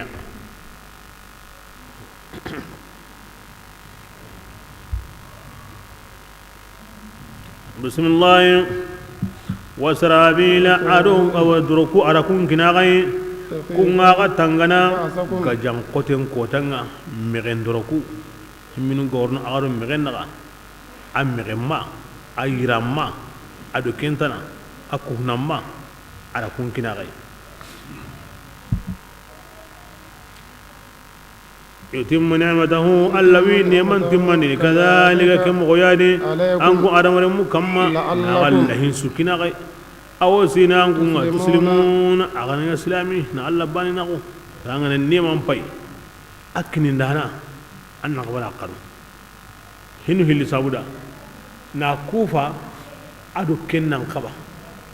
بس أران دارو أرانكو كن الله كم سروم باتم makanu ye sabura ka ngama batu andini makeri ka ban hoganda suranda an gana bona kamanda arayi suranda ko sigindin de ibra an ngama akufa kanu koni amari ne man sigindi to kenni jamal logon tembati mo arjanna kaniye aro yimben kanuye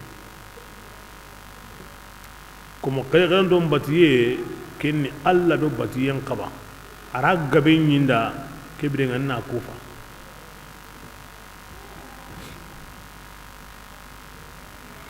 bismillah fa in tawallaw kibrin aganda halla koy fa innama albalaa agana tu nyandinga alayka kinni anke mohalamil kamma kinni nyandi bangantenga يعرفون نعمة الله أتي وقيرنة الله نعمة ده ثم كم بالله ينكرونها إننا كرني بانا كم بالله يواتو تيجي نعمة سوغا جاتي الله ناكني كومي kabari yo hilla kapenya na kenna na kariyenga وأكثرهم kebirenga iho gabenga الكافرون iho gabenni awan gande fisiringal lunyen ويوم rasulullah kotan simma نبعث oga شهيدا ho awa shedas undini من كل gilli أمة jamasuya ken anbi jiminga ثم لا يؤذن ken khanko ta kay lagara kota kem balle inda dungeni للذين yemundangani كفروا kunga kafirawo ولا izra kinnendi wala hum kafirun umma yimmenga يستعتبون igawo saga yemundunu kata alla dungayinga وإذا رأى الذين bira kebe yemmunganda ngarindi ظلموا iga kafirawo العذاب yangan katainga فلا يخفف kem bagatinga yangan katain taganne unude عنهم bakki magandi ولا هم imanya yimmega iga ينظرون mitangini kinya sabuni tinyon kinganda kinya koron foranga tubun tarigene bani kinga nyini akamane ara yangan katain ngari awar halle anta nahene de an saqayna kanay gilanga ma wariya bismillah وإذا رأى الذين ati yemmu nganda ngarindi أشركوا kunga hillakahi شركاءهم ibborinunga قالوا inati ربنا ya kama هؤلاء ubborinu شركاؤنا kwani ukapallimunga الذين kwani yemmunga كنا na ندعو ogani batunu من gilli دونك angentanai فألقوا kebirenga القول allah taala wo sehen kaccen sirini إليهم kata borinun kai إنكم kebira borinun ngotini an kumbatanu go aga gara agamo kubatu kuma buga sera وألقوا السلام kingandanya وألقوا السلام كبرنا أيوة إن دورا كنن كتشن سري إلى الله كتا الله كن يومئذ كتا أيوة الله كتا يقول لنا ودون كتا قال لنا أتكلم كم بي دوك مي بتو أتكلم كم بي yang kin kuatan du kinin ta hosorno de annan du kinni Allah dunadi Allah gati kota o kmine angara himbe batuna kahike aw kutandini kibrenga kanu Allah tanabatu yongure kin sabuda anna tono yere kinda wanna hada bismillah وضل عنهم ما ade hon su kamane manranka hon su kamande manranka ya كانوا yan awrina tunu iganya يفترون iyo ken garan kutunu nan di bodunu kanyon de londini yo sikoda e ken otuniya الذين yemmo be no kunga kafirawo igara serun kaba rono alla killendi زدناهم oda kun jidi yangan فوق kataya العذاب nan kahu yangan kataya kasen kamunga بما kenni maniya ibn mas'ud radiyallahu anhu ati alla nan nyantunu yugo kahima kun nyantunu yo konye aw qomi tamarul lasri gille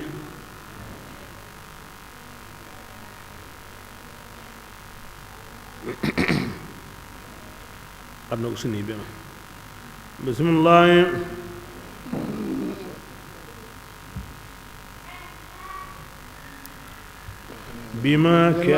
bima ori jidi ke yangan kata hon sabunga iganya iyo kimbono nindenya na kahirin suwarno jahanaba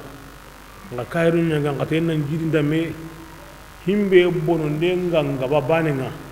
kimbono nde kano kapa kahira ngwa na ho kaw ayangan kata nga bismillah ويوم rasulullah angin na kotan simma نبعث oga شهيدا o sheda wundini gilli jama sudi عليهم awa yumatonun kamma من أنفسهم iyimmenu yugo kenni anabi nyimmenga وجئنا onare بك danke mahole min gay شهيدا sheda ala haulai kuyum kamma ونزلنا oda الكتاب qur'ana kitabin yankandi عليك ankin kamma تبيانا qur'an bangan لكل dindane شيء ha لكل wonni شيء be sudan hohosu sudan wallahi hohoya asu qur'an na walangala honsu anyara wotini ngima waradi wal mangenta tu adi gimar Allah ti qur'an ma an kutondi ora yankandi kata mawla min yatibiyanan li kulli shay bangandinda na hohosuda bismillah وهدى aro kande nyene qur'ana ya ورحمة aro hinne nyene qur'ana ya وبشرى aro nyagalinde nyene للمسلمين muslimin dangani إن الله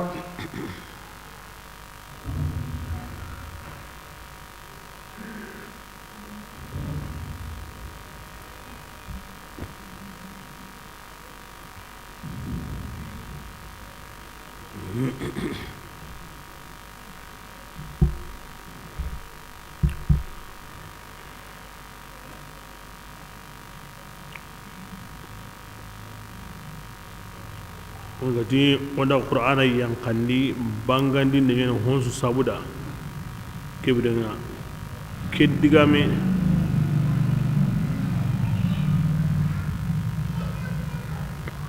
yiti qoore nyani are menya hay aya bi herni ki aya lal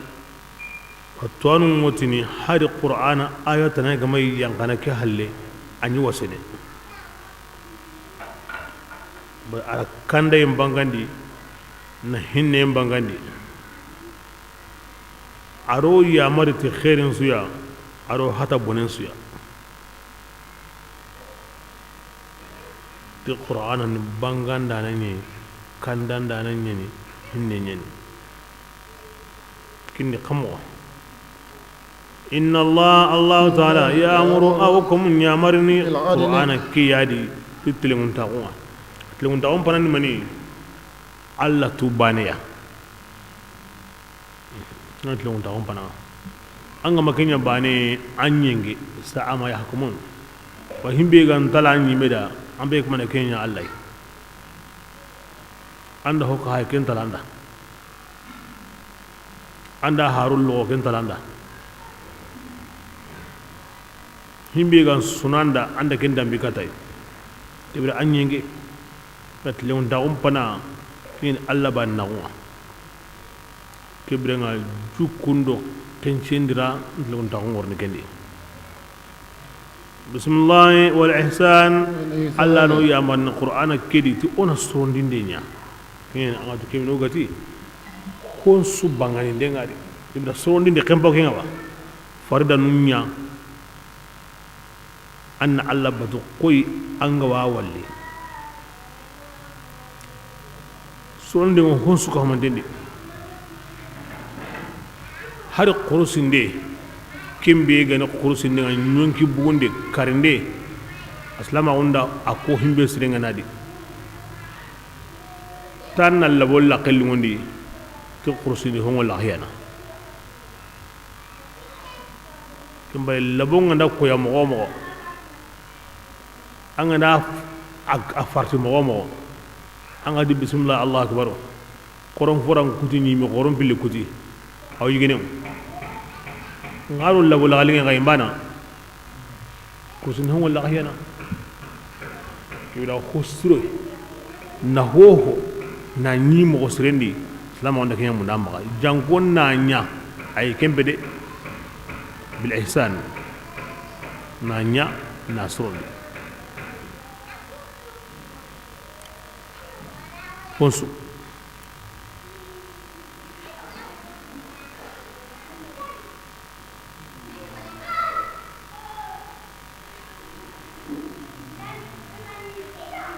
بسم الله وإيتاء ذي القربى الله نو يا من القرآن كريم أنا مارن تنتم بقين كني أروهم بيجان كبا مارن تنتي تغلين تنتي تغلين ما كالتي دان تنواني أنت تغلين ما بيجونو أنت تغلين ما يني سلامي هي أنقتي دونجي هي تنتم بقين كني أنت تغلين ما يني سلامي يني مي أنقتي دونجي هي تغلين ما هم بقي أنا سلام ما هم بقي عندي سلامي غنيغا كبرنا يسكسو أنت تغلين ما هم بقي قتيم بقي سلام ما هم بقي أرامو بيكور آياندي أو تغلين تنتي تغلين لاتي قلنا لما عندهم بيكهو كلندي كيسو كهمنتيني أزل الخربة حق بيغان قبهم بيدا أنك ناس جندي بيسو غناتو إيا مرنتين وينانيا بيسو غنكنيا ميرا سوغي مغريوا مانكاين وني مني ngabari hari ga ma to anda Allah anti onanya anyin qolinanya magara ke wara ta kentanya na akenda Allah kuta an kana ma Allah kuta serenta Allah tugen Allah kuta in tambutu kana serendi nyana qatin sunni awa kutuno qati kutiye kem paramdeni an kana ma kututi basa akenta sunni an ka horne haramendi de bila hogan hustri Allah garan nyamarai amme dangani ma ke la ke wara ta kenta me nyananda an da kenya bane iblisa sakon kite aga sunyoro kutayni Allah ga ti qaratu kono ga aga suna to kono ngange nda to kono akemo ko mananya kibira ngel lemuri akemo ko mananya la Allah tanna to kono ngona to kono kenya sabura maganya ta akemo ko mananya kinga na ya bane aga sunyoro kutayni gari وإيتاء ذي القربى بسم الله وينهى الله تعالى وكبنا عن الفحشاء بك الجين والمنكر أروح كنتنسو والبغي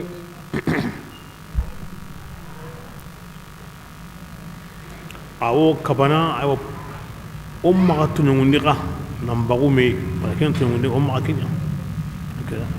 كبرنا منين تكري جو كنسو حبري هذا مرمو منها himbe ga bonta su ngene jenenga ara ken duran to ngoni ko koninde parani mani kahira ko aro kutay nonen su kena bunu ara mun tana duran to ngo ke al baghi nasrun tonya nam bagu serunga ke brenga ni bo qur'ano ko ko no daga ni al adl wal ihsan wa ita'i dhil qurba أو كبنا عن الفحشاء والمنكر والبغي.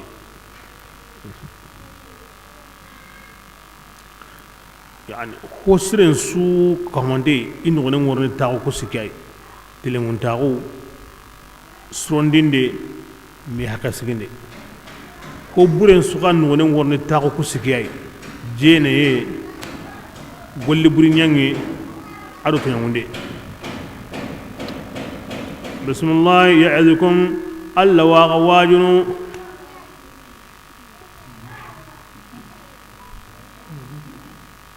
يعظكم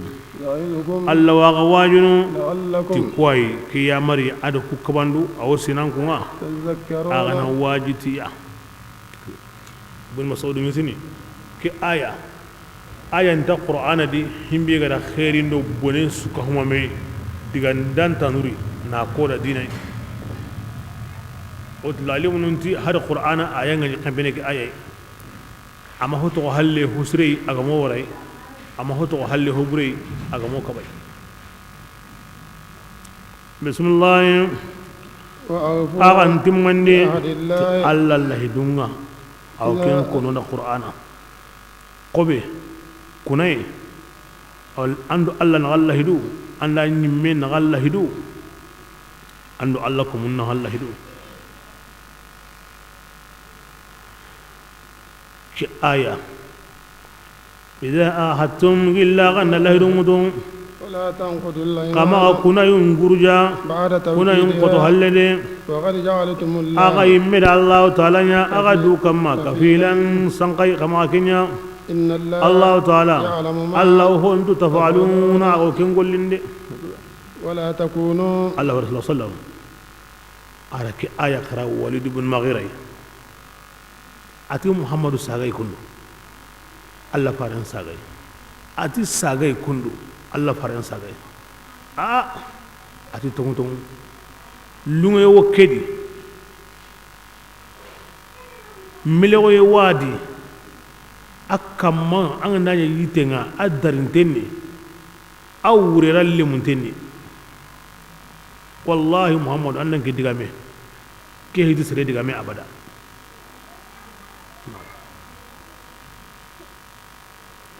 Arabu angana Arabu kanne ko Arabu na watu himbe gani ki aya ma huwa to halle ho ki ya sabuni khutuba gumu wa konne khutuba nyim panango wal ma Allah garo angara ke ko bane amma ho to anga ma ko kon suwadi bismillah lahidu ولا تكونوا lahidu lahidun timmandi lahidun yani serega yidu lazimni ho suya Allah qosega he arani Allah wajibi dan kamanan qaso fardanga ma mustahabu nyani ma sunna nyani an lahidun mutu wani bane kaita abu mustahabu na gondi abu sunna gondi anyanken kamal lahidu timani kim menyani qaralle mungo sheikhun lahidu be wutuno na lahidu ke wutu batiye yugo nyai dangani kebira qaralle mu ni hakara to kendi de imma ke lahidu soqi de aw wajibina qaralle mu kama na ke lahidu timandi na ni sheikhun kencente wotu sharia mi junga na ni sheikhun awa Allah farin jukuti gantenya ne di na ni golle ne shari'an golle ne ke bi gani sababa ka awa yi ne karle mun kama na ni sheikhun wa ke mo de in tigiti ti lahidu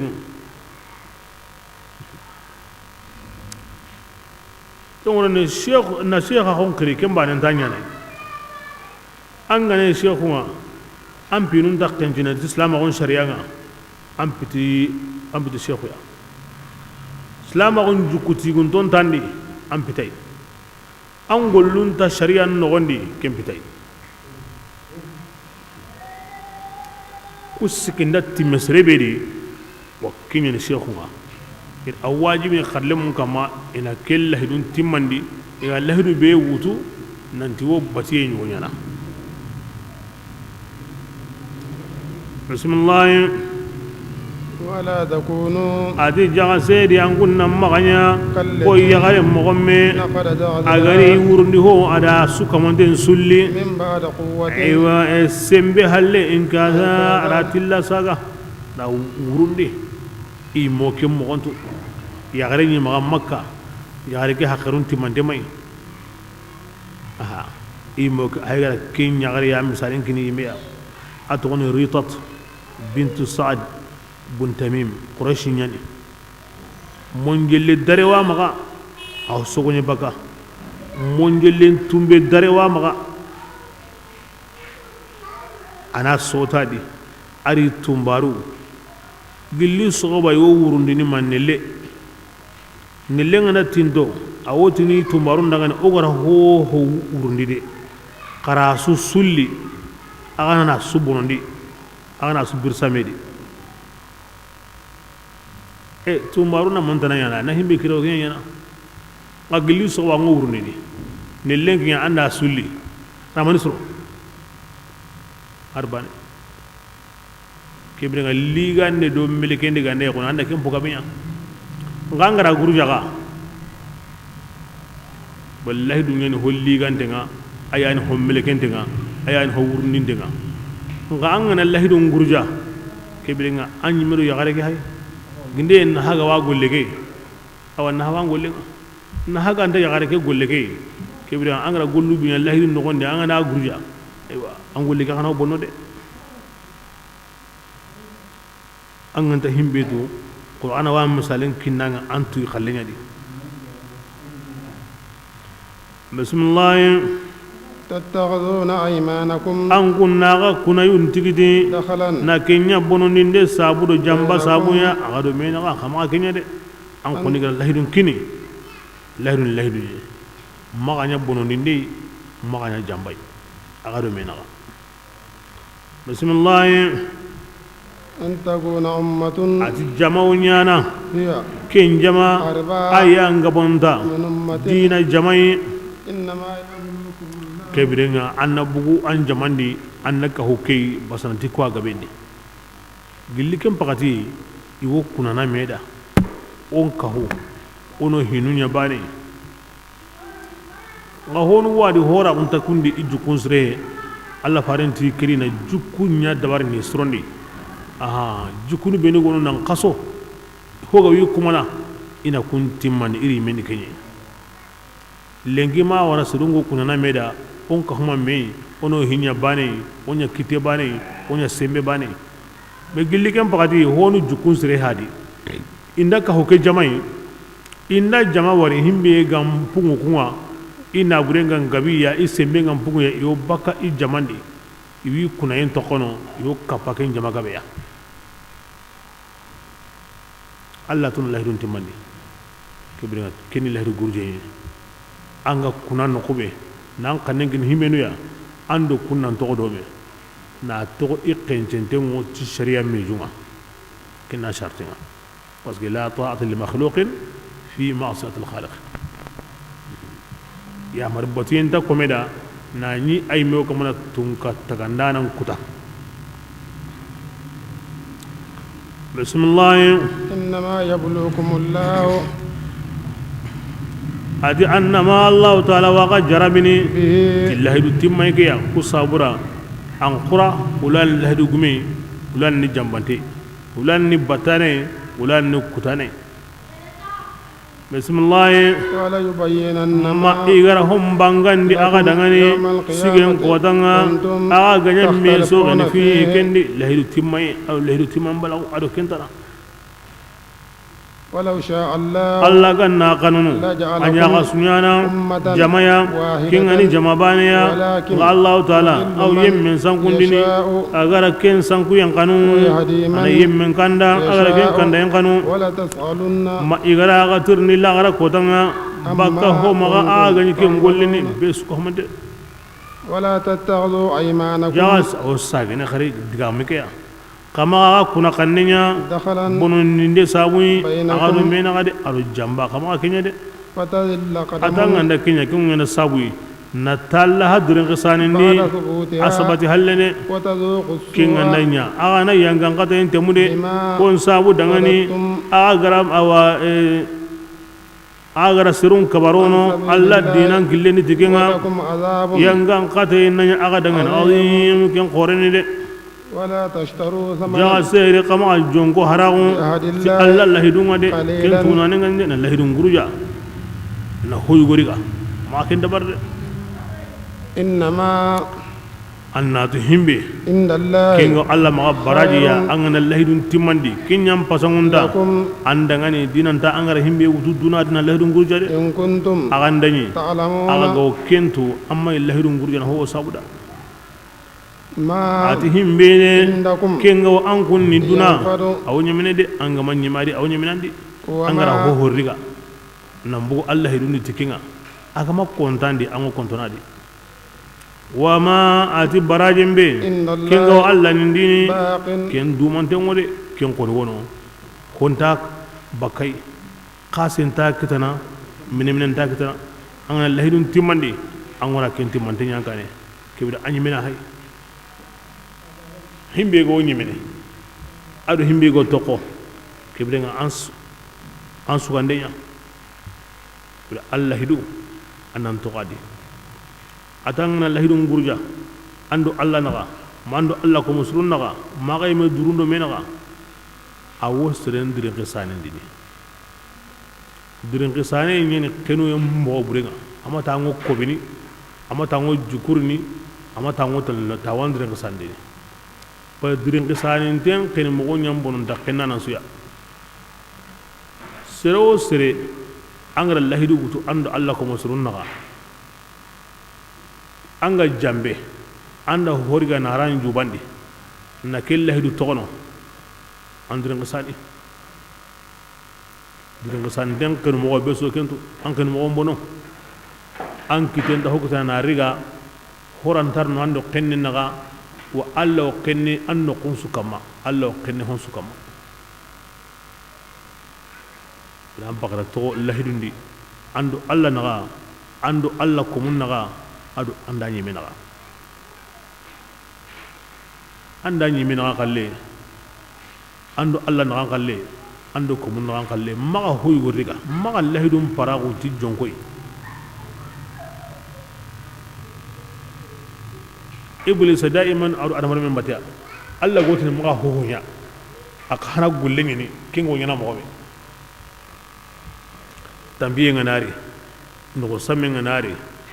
hingabo digaranta liranta e kebira ho hontange maga angaro ken kinni ho hontam maga angaro kinyana mallahidu bega wa maga ne kallahidu wara kebira na horan jubadi nan to ko ndo woni ge o kallu gunda kitene de aha alla tangna allahidu ke to maga antanya mine de anga hara ko himbe awni mine Allah hiduge ayam pasu anda dinanta am barna hara ko himbe ya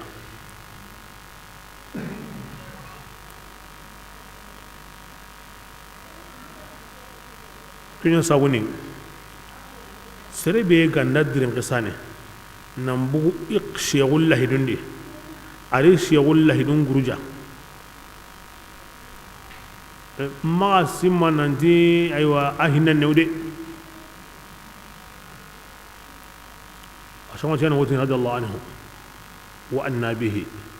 وسقانا من بحوره بعذاب الأواني وقنا عشان كان رضي الله عنه أرنا الدعاء تابركنا أرنو من عندي أو وسيم بموا أتي سربي غندي كي وردين موتو أنا ورا أتي وكنا أكمل ما كرا كاهريا serebe ga ni ke wurin mutu an na wara iwo kanna aka mana mari kara kahiriya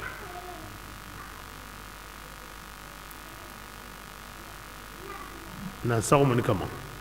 kuna ma wurri be in be shartin wot nanda tampilio shart musikane aw be su kitengure agalungo sira sura anna utuna hay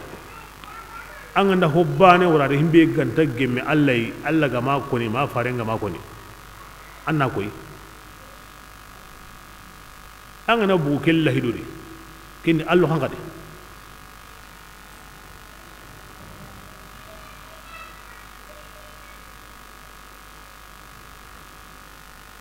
mananti ngubaka keri naro hota nadi la ti serebe gana dirin kasane ni shawullahi dun guruja sheku be godo allai agulle ajuku alhala ken kamane allah ran qata agar himbe kinanga ken sheku bange ara bosanga wa inta ame tanagigini ada kille tanagde nanti ngana bugu keri amana jannaro kedi ay mani sawuda sheikhun suka humante ho gawdo allai asu gollen golli bane yayi na komun kiri kata allai ni sondo mun senundi na batiyen khalasindi isu gollen kay an woti yani yadiyo an qadiri yadiyo an shazili yadiyo an rafi'i yadiyo an naqshbandi yaw adi gaboye mbugu kedi lo kedi na sabu en take munda kinga ne a sabu ngoni en take munda kebrenga bani ngana kale an take tan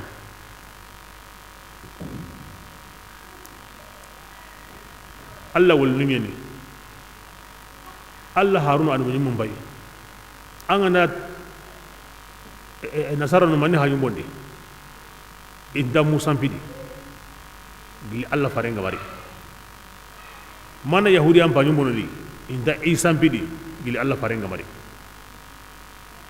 mangari su ya kanu ni su daro ngangolli ni tibane ya kalle Allah farenga ri kenda kondo kai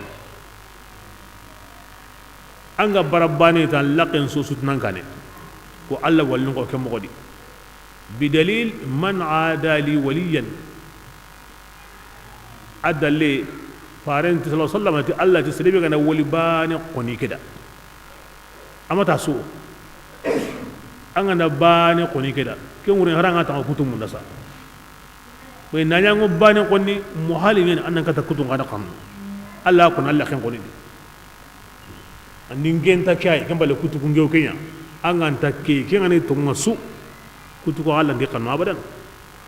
batanga bani koni kida am mo surondi ikena nga tele manye ibra nga sire tilemu ngi darba ne sorono tamallok na abos dor darba ne sorono asuqanu anna su daro ngangu to kindo bane halle kota sungo keri kallen worna kamane an darba ne de ina hakikani aduna binda la rabbisu kana wosehino da duna do la rasu duna bindo la rabbisu serebe kota sungo kedi kota su himbe dimi na katingo kenyedi kallenga ne kina kauna o yan tarbane di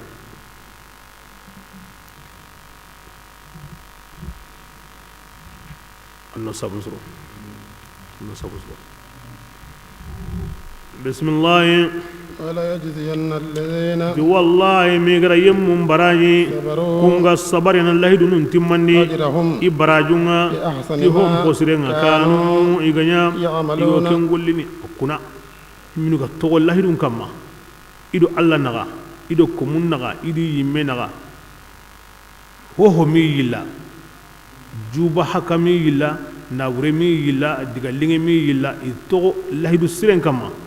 mi gara kum baraji na sabu gara golle be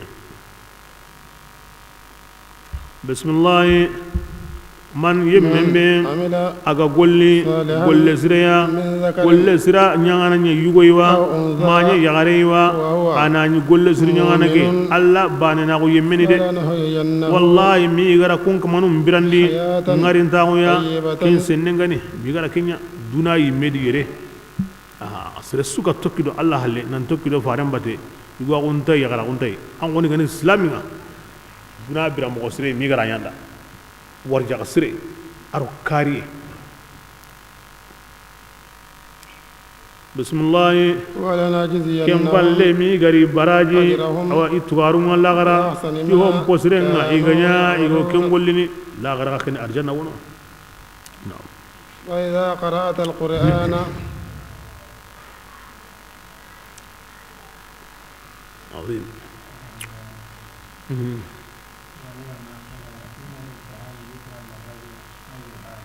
di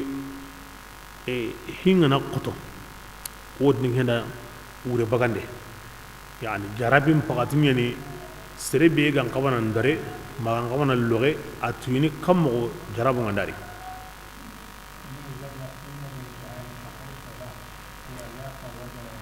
basana jarabu ngandari anga diren qisani kembiren allongo longo yani ina hoygo sikini kadiga doro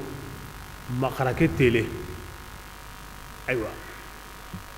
am bunne makita am marha kanu kileni am bunne kanu kileni mansin kanu kileni yan to na longo allo kisini gan kebrenga ken kamane tiga jukuntai khalaqu won taqi me khalaqu ngura aram ganne tiga jukuntai sere gam ka lahin timani tiga jukwanga tiga jukuntai adi bulan a kun ngona anga ngala ri man tehede kinga ko hindi bana su bono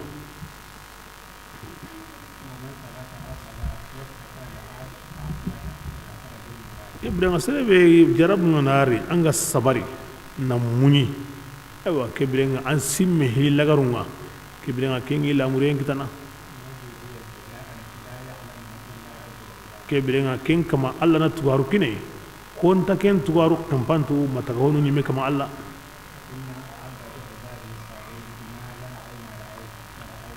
taga honun kama alla ara ho saw iko masrunda yaage ma me wari taroma me mugu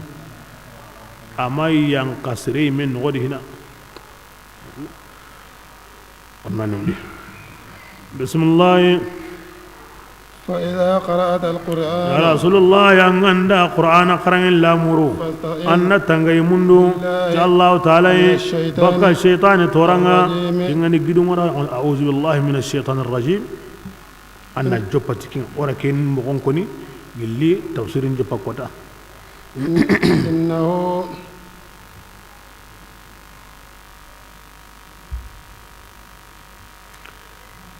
بقى أنت جيدارين يقوي ورا كونو تيهون وتن أعوذ بالله السميع العليم من الشيطان الرجيم نعم ابن مسعود تي كوتاي يني قرن الله فارنغا إذا قرن جوبا إتي أعوذ بالله أعوذ بالسميع العليم من الشيطان الرجيم إذا كون ينكون مغادي أتي الله فارن تندا ما كون كندو أموتني أعوذ بالله من الشيطان الرجيم هكذا قرأنيه جبريل عن القلم عن اللوح المحفوظ Allah farandi ma khara kundu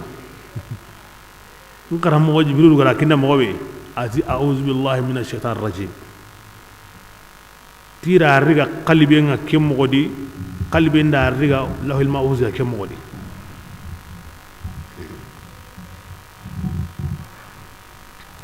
كورين أعوذ بالله من الشيطان الرجيم أيان جيتانتا بسم الله إنه أتي الله إنه شيطان يا ليس سلطان أتي سلتي يمنيا شيطان دغني أو يمون كما آمنوا كونغا توني أدي غوي نم بسدني كما ما أنما يبرز سلتي يمون كما يتولونه بينو بسني أرو يمو بينو كن يمو غني هلك بانو متي إبليس أو كبرنا أهنا كن كما يعني تعوذ أعوذ بالله من كوني تانغي موندي نياني ذكري نياني أها أن هم قرني الله هيدا قرآن كني حقيقة إيكو مسرون كوني أرام تكوندا هم بينو جلتا جلنا يوسقطا سقينا كوني أنا أهان كان داس اللي تين نقولي بسم الله وإذا بدلنا آية gillo kunda aya harago مكان aya dingrai والله Allah ta'ala ayani tuwanan ati honga igo kin yankandini قالوا kin gandanya wati be kahir mutun farin dangani إنما anken koni مفتر anken ni garanten bani ay Allah ta diga mu hilli koni anken di Allah tikundu antla qarati Allah tikundu anda garinya koni Allah ma diga mu hilli ko hina yani ho gandanya muna hagindo kahiri ho kitana ko Allah khayga da qur'ani ikana nyana yo ayanun Allah me batendi kinyana mani sabuda Allah farin yu matunu innaha adi lagahiya ina ina kinya sabuda bismillah qul anwatni dangani نزله روح القدس سنة ومبانك جبريل يانا قرآن كي ينقني جلان كمانا تتونغ أرامر نجدا كتني مندي نغرهوه كت الله تي الله ناكو بسم الله ليثبت الذين أيو آية نون الله مبتين دي كودا نيمون سبتيني آمنوا كونغا تونغ دي تاي وهدى أرو كندا ينيني أرو نيغالي ينيني سلامين دنغني ولقد نعلم تيجي تيجي دانكنا كوكو واتو نندي كافرين كو يقولون يوتني قديم إنما يعلمه بشر تسريانا محمد تينديني وكي كوني وتي غارانتيني تون عندي أما يدعى مهلي كوني الله تيكو يدعى مهلي كوني الله فارين دي يوم تنون لغيان سابورا مالك نيالي نتاسويا يوتني قديم ودا فامو جاجا سريو مكة كينينا كراونديني كين كماني تاغياني اني مكانو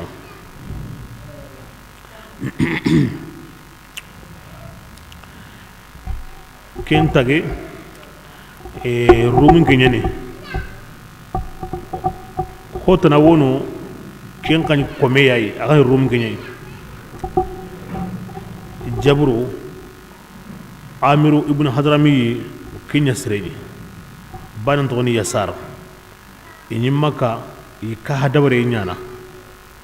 bo rumin ko wodinanto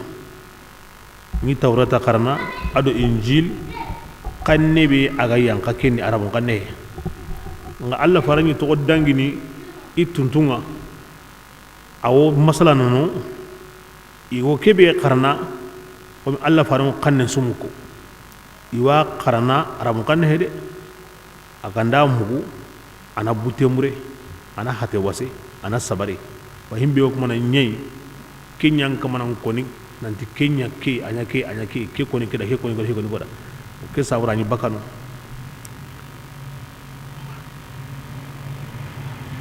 eti kebrenga jaja adiga na khara ko amka jankota ina hokoni imbe ko na sabu ina himbon nita Allah rijabi ati dangani lisanul ladhi yemmen sehqanna iga korondini katta kinga tikeni Allah faren qaramo ya asehqanne arabun qannen tanani wa hada ke qur'ana ga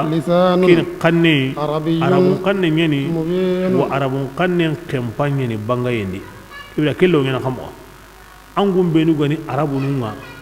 angum kontorini ti hari ayabane ku be ga ti arabu ya indara mun gane goni ken kama nyaro Allah faran garawo ni kaya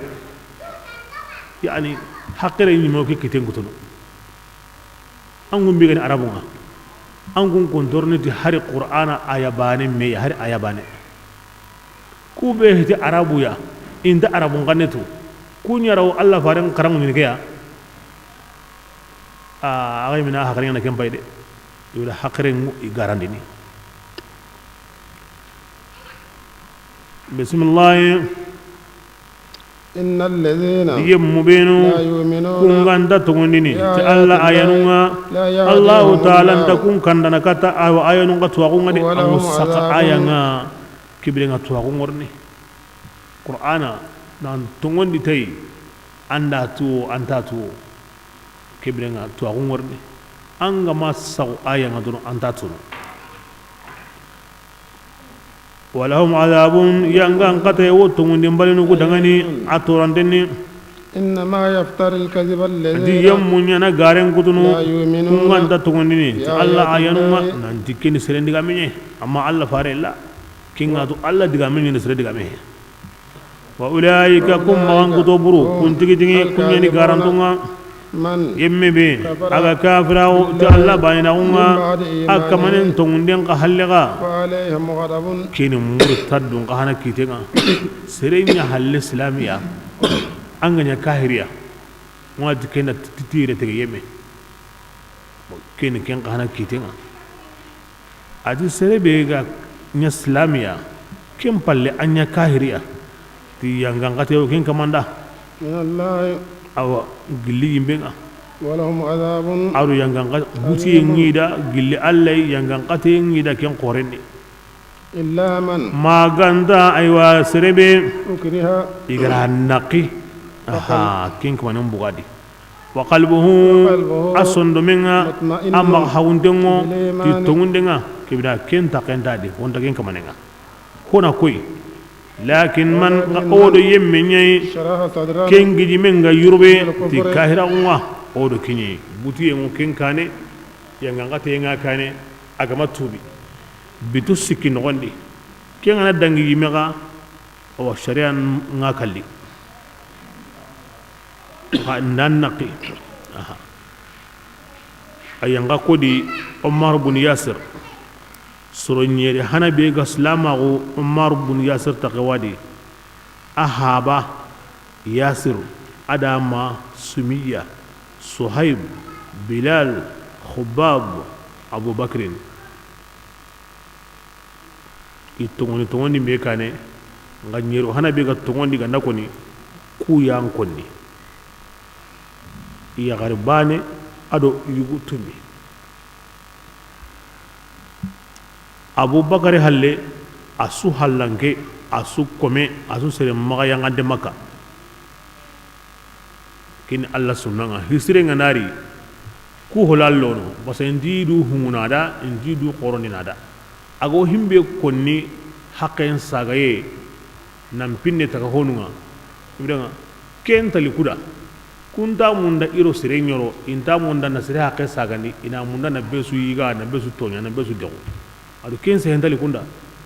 ago himenu yimen kamay dewo dengani toron dengani ku ngoti tonya ni ku ngorona di ke sawra kini Allah sunnanga ko sire ngandari ko tonya ntoku ko maga yangan toku halango kunya lolo basa kunya na ayimbe kamada kunya bi kairun ni riga andabu Abubakar ya kem buran sawura o swambana debende o suwo kara himi alu na nganya na ke sawura homa na kenga iri riga ikamanyugu kabugo silama gondi mahimbe ga wono ini yangan kata ira honsunya amma sumiya aw gilli kota ira siti nyugo mundo menaga Abu Jahali yani akama nyugonga tamenga ma awa sampana ke kota nga ara sampa iya gara gondi nakari kinengo siki asiti ntengono lemen siti ntengono ahawa lemnen baba Yasir arakari kusro hilli islam gondi sira hana bega kara kusro hillane aha Yasir ari kagunya gare sira hana bega kara islam gonda ya gare ne amma lemme Umar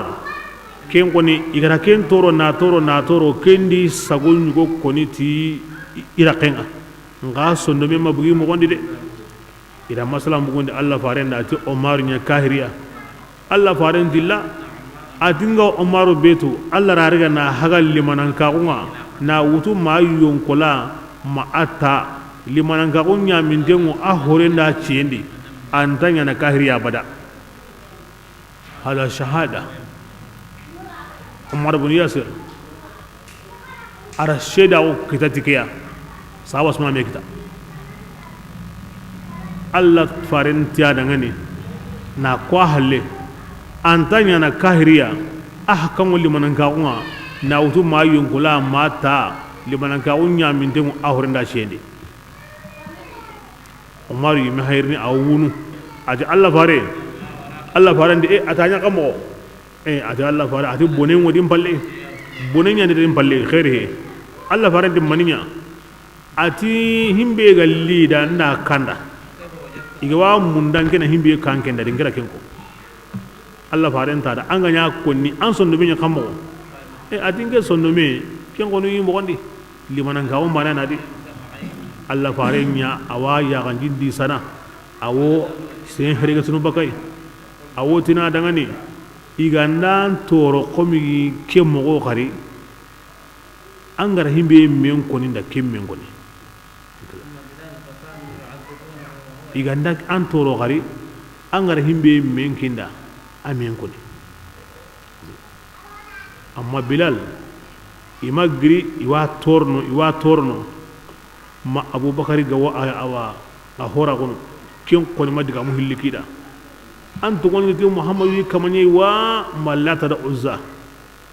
amma diga mu hillikahu ahad la ta da angudi la ta bani awti uzza aghdi la ta awti uzza awti habul ibrahim ahad amma ho ko ken bilal iwo yimbe ati ikari duwari bilal mi wala gamni ikaman yugo umayya ibn khalaf awo yimbe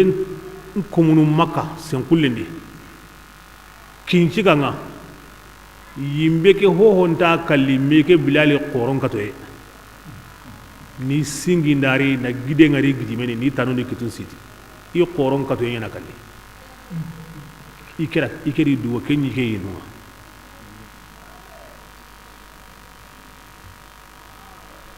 umayya ibn khalaf ida islama on gemuti mo buren su ko mandenga alla gara kebe ko ta kengene iwa mundana alla noron kari alla ti bara ko ni mo gon nyugodi alla wi noron timman har kenga malu gida kemba nani ida gemuti sondon kanta ko ndambe ya la tusaf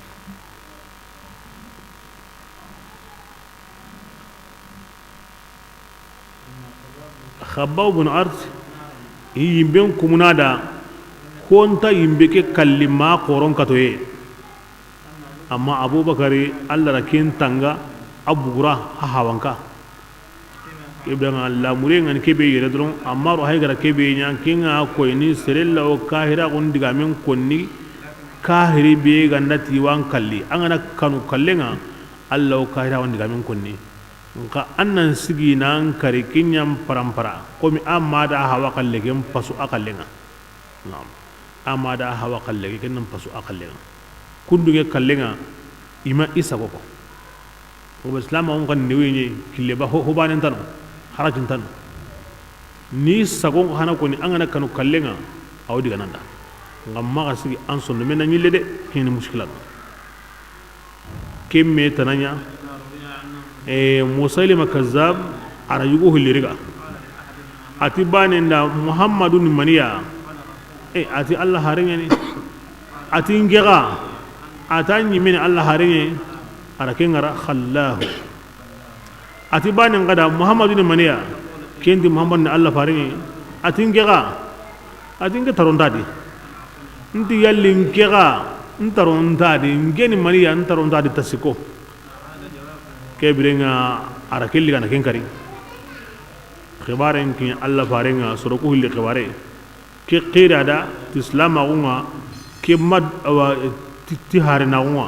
ke bara ara kenkari allah faren timani ati hana ke kenda allah neundeliga parce que allah ran neundu islaminda inda tanna kahira on diga men ko angana kanu tiwan kalli ara neundanda annako ngam maga sigi an sonno men ambugi mo wonde ti an ga hillandige ken digati kille bane nga na tongum bogo donc nyagali nga kadangani dan naqinde be ga wadi gandini kingini karinde kanuye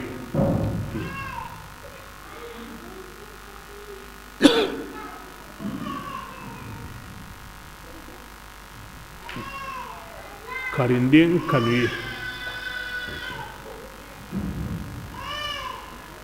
Rasulullah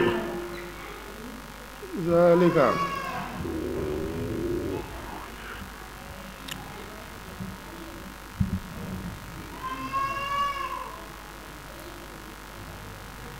hadike gongonde menuga sunna minga maga hagi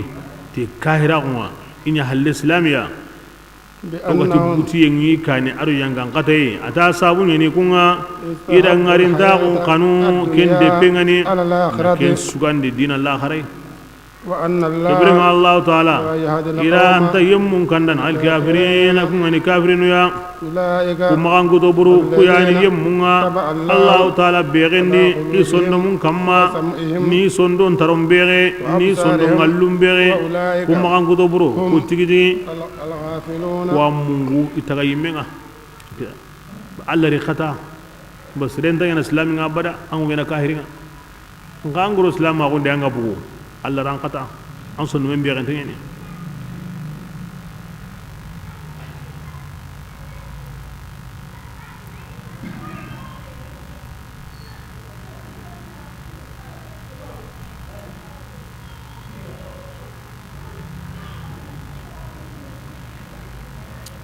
bismillah la jarama ni ku kimmenya hoga be dangani إياش بن ربيعة أرو أبي جهلي يوم ماي ميرا كومبو سبو أبي جندلي وليد بن وليد بن مغيرة سلمة بن هشام عبد الله بن أسدي كو سوكا همانتي هلا كفانو دي تورو نخون سنيا إرا إيو مرادون يغو كينيا أها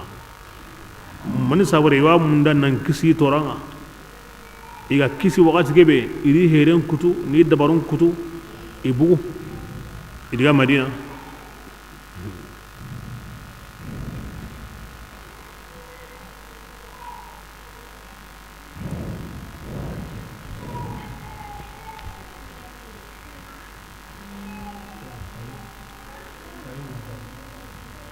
bismillah la jarama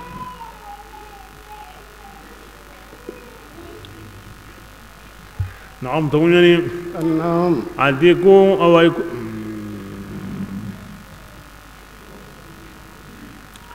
كافرين لا خرا تيجي يعني كسرانتونا كم بالله أنك منا أفرانا يعني يمون دعني يجابكم باناو أو يبكم باناو هم بالله كافرين غير فتنة غير كوبينو كوني إلى جرابي ila kairun sagon yugo koni ni sagon yugo nya mina kisi kempalle bagam bana o kempalle ila jihadnya isabari alla batiyenga ankamanga ilange fitina halle anya kafarana idangani anya hinnana idangani yawma nasira sugan naqi anga kanu awa ima ankari anga nai isagon ko ni sagonya kempalle himbe go munina maga awa alla bangi anda ken dabari li yahay ngono yawma kotan simma ذات كل نفس nyongi be su worne ken kotanga aw farangalle ma gunyana baka idu maga aham min ta hotanadi kinne khango te lagara kota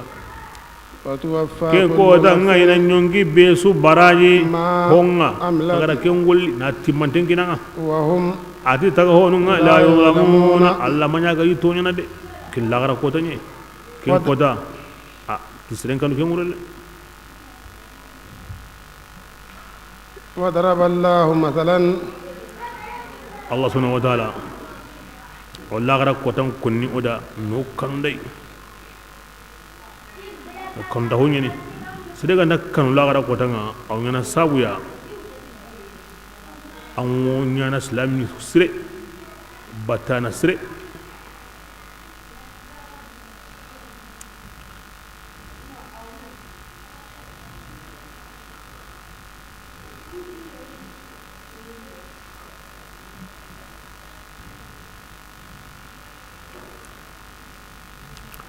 langara kota me kitin den tagille serondo menaga manyon kinyimelo hatengara me kitindi adu ken kono wureni langara kota beswa munda iqalle ngardo banen bate hogo baka maga mobe na kiniya kinya wonyana sawya hatendo nyonki o subi hake o ko monto me ti hatendo nyonki ni aw qoto na nge degere ni wala hatendo nyonki ni me kinya Allah nan kiti wanda kina kan bangade anyi mina ni me kiti ni tiginga nyonki ngoti nin kama nke ni nyonki ni kitentim maga nga uriga nini tantim maga nga utrene yagentinga nga warindini tarontinga nga mugindini kebirenga angandoriga kebirenga hate ke ya kalle nyangondi yanga katende nge kalle ani nge kalle newndi hate ngoti nin kama angendi nge hate taga na koy solle kante sembendenga kitendinge ime nga uriga ni tai tantinge nga oterene yagantinga nga ngarndini tarontinga nga mugindini kante ni kundunga nyonki kalindi nan kumin nogondi ngara sehebure ko nyonki nyansi nga kata ko ni ngara hobure wari nyonki nga nyagandi yani nga diga no ko bure nta ke kata diga na nyonki nga wari yani ngi tengara hobure beriga nyonki kya sabuni kebire nga nyonki kya na suya aya kallen nyangondi ngi hate ko ngi takanta har banedi Allah wotini kebire nga karake teringa ay mina kiten gutu awodini hinkinte ado murugunte ironna gondi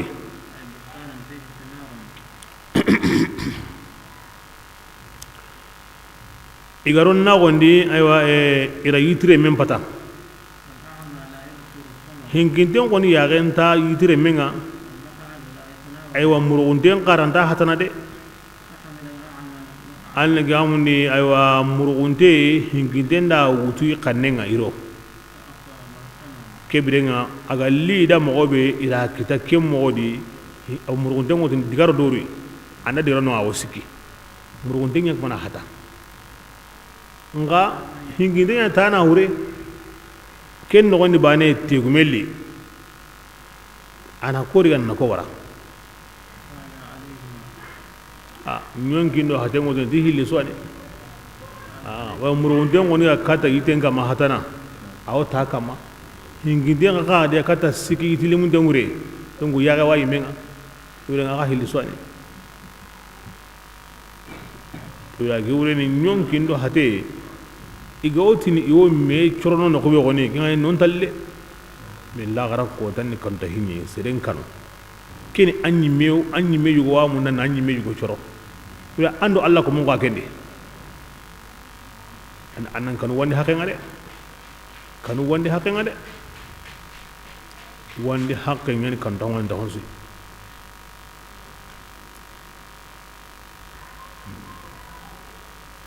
surum pakken na yanga angol sirenga na nyime kinniya ini gulli bori otuna ka hamaga dikini like bure ngade ko mum pakke antane ude bismillah wa daraba Allah ta'ala bangandi masalan awataliya qaryatan ati ayokin hankai kai awro ko makka ati debe dungo yani kanat kedebe ni aminatan adun tinga on denni ho hon takni ya adaron ta ngo besu ma agidungo no konso besuti doru besuti doru awro makka yayi mutma'innatan hakreta on denni ma hawu yomono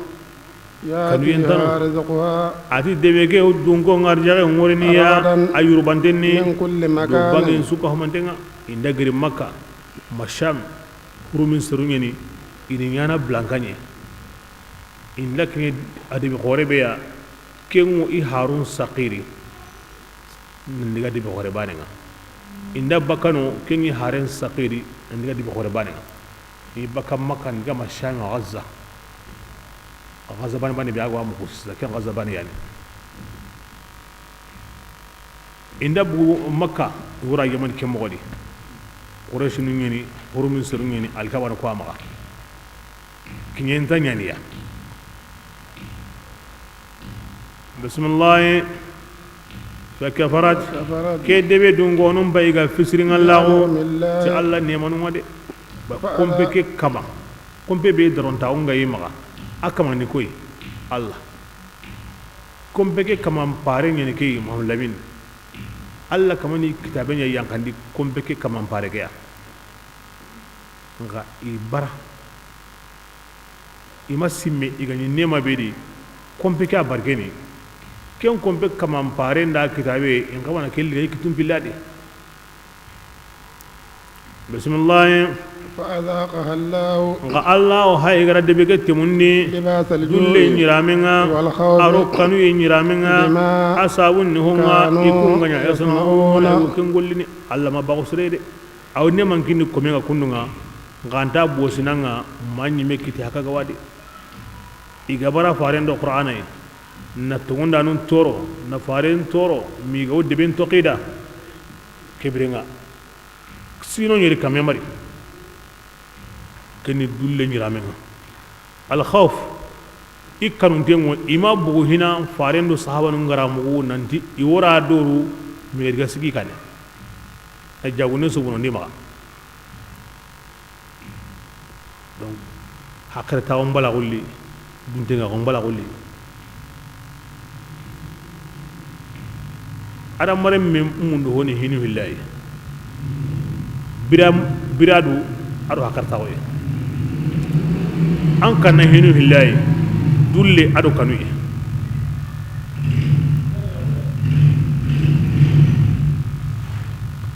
bismillah ولقد جاءهم رسول akoto nan koto digamen de huye Abu Sufyan ari Makka ari Madina aro jamani ari mo surna kata Allah faringa aro makanko iri di aywa Allah fare o dunge mundu Allah fare dunge idangani awanna gamuni igari iti Allah fare on sehe kamen qoto ba min qawno ankin jukum may kede anda yugunyima kuri laqenga yagarndu lemununga sabur Allah farin dunge ay wasirunna yigande ngusu nandiga Makka nandiga gagaya ke sabuda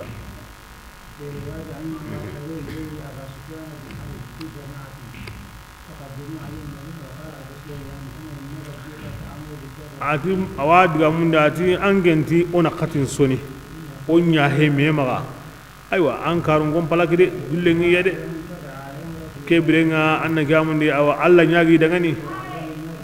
Allah farinda Allah nyaagi da nan dunge serunda iru yiganju nan kiniya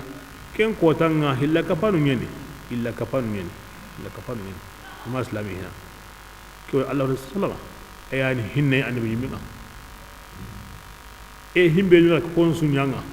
har sa ago me i hajun su bono suro mo gon tay mi ndak yange nyay iri antla garna ken pagi suro ko ndakari nabiyur rahma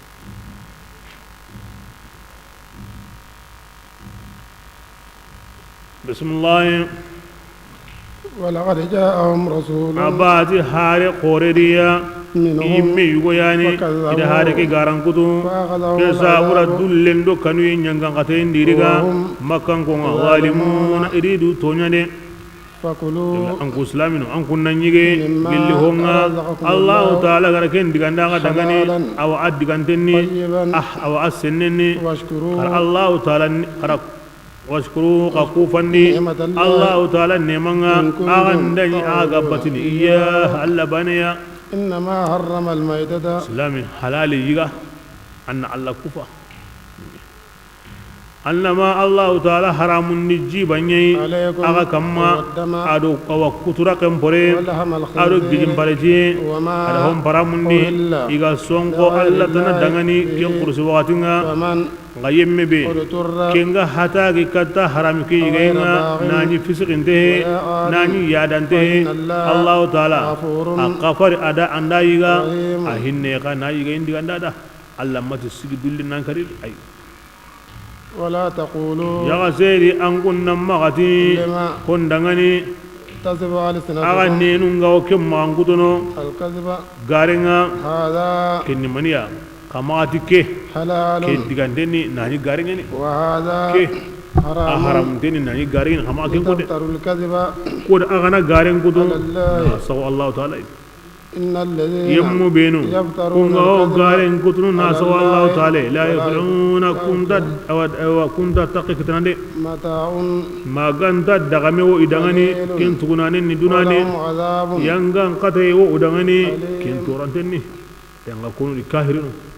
غايران كان بين وقيرني سرو سر كما أنغر حلال حرام مانغر حرام دغاندي سرو سر الله يعني حلال نانغا أياني حرام نانغا أيان كان بين وقيرني توانا كما إغران ترندي عند يمرا وسينيا بغير ما أنزل الله تهوي هم بي الله كما ينقندي أو قيرني كين كما بسم الله وحرمنا ما الله جورهم فرامني على أو الذين يمون كما هادوا كونغا يهوديا كانكاون قصصنا عليك ودا كين قصان قرانا دانغي من قبل أو كاني وعلى الذين هادوا حرمنا كل ذي ظفر كين كونا دانغي أما أن مسلم نقلن قول أهيكي جيبا كتورا كم بوري جيم بوري نتي بسم الله وما ظلمناهم الله دي أما يهوديا نتونيا دي ولكن قصا كانوا يهوديا نيانيا إيغا يظلمون تنموني إيمنو يا أنفسهم ثم كم بالله يا رسول الله أنك منا غفور أياني قفرانا الذين يمون دغاني أيوة إذا قولي برين قولي جهالة تسمعنا ثم تابوا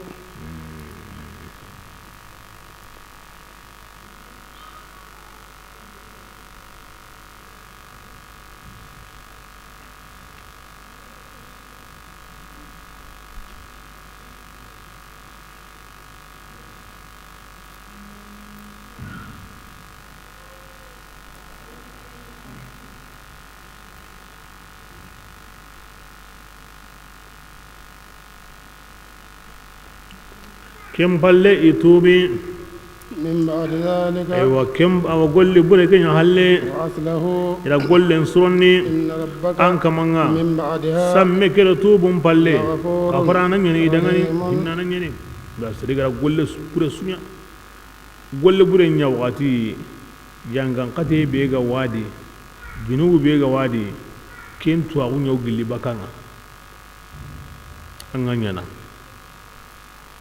atu a unga daranga na sundumen qurandi kibrin an tubi tubu ngandanya na gollen sorni kenni mani anga tinta menya na kare maka menya anga tindara kewara anara kewara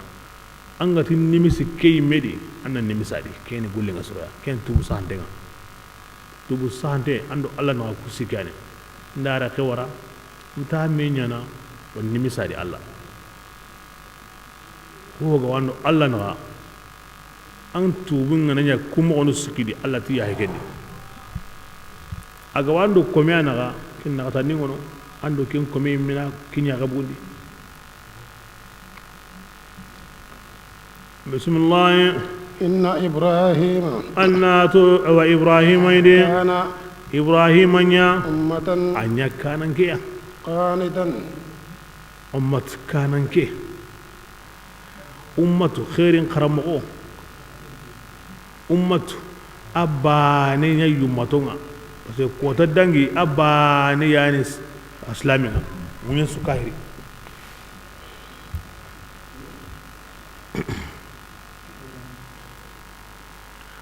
ummatu anyanyaare honga be suti ibrahima yahudiya nunti ikunyani kunu dur gambo nda hankan bate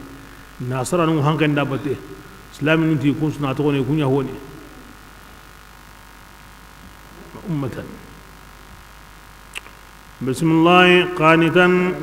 ibrahim nyabbatane lillahi allah taala dangani hanifan ibrahim nyamilane kata dina sirenga wa lam yakun ibrahim manya mushrikina illa kapanunga shakiran ibrahim nyakufandane allah nema gabunda kitabahu yani kukaragi allah la sugandi tikuya ngani tumundinga allah da ibrahim sugandi wa hadahu ada ibrahim kanda kata killeya kentele mundenni allah ti oda ibrahim ko dunani tigande sire besu ibrahim sire besu wa ibrahim ka la khara la min as-salihin aw bilkum wasruma ma kuturu kabbi kisu bane ngo ko me hajun soro allah hay gara ma ngutu ibrahim allah ko muslimin matamu yime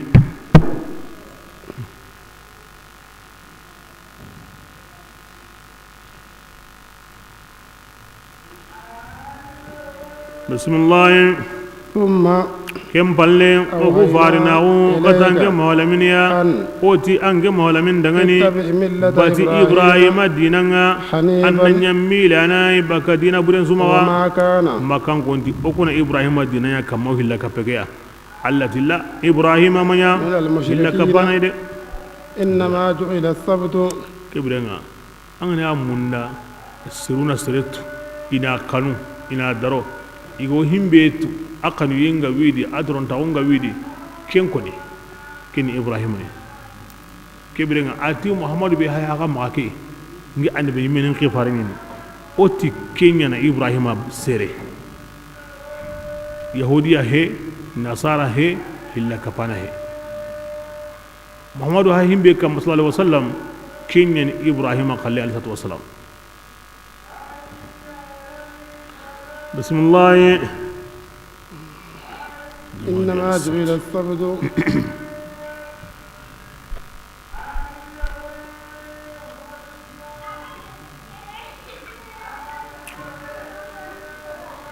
kini makan kon kallenga yahudiya nun kaya jabu ti muhammadu ti wa ibrahim sariyan kama akanta sibiti durandaron kebe oku bega wa durandaron no o ko na ibrahim sariyan kama ibrahim sariyan ne sibiti daron denga allah diga men saga ni tilla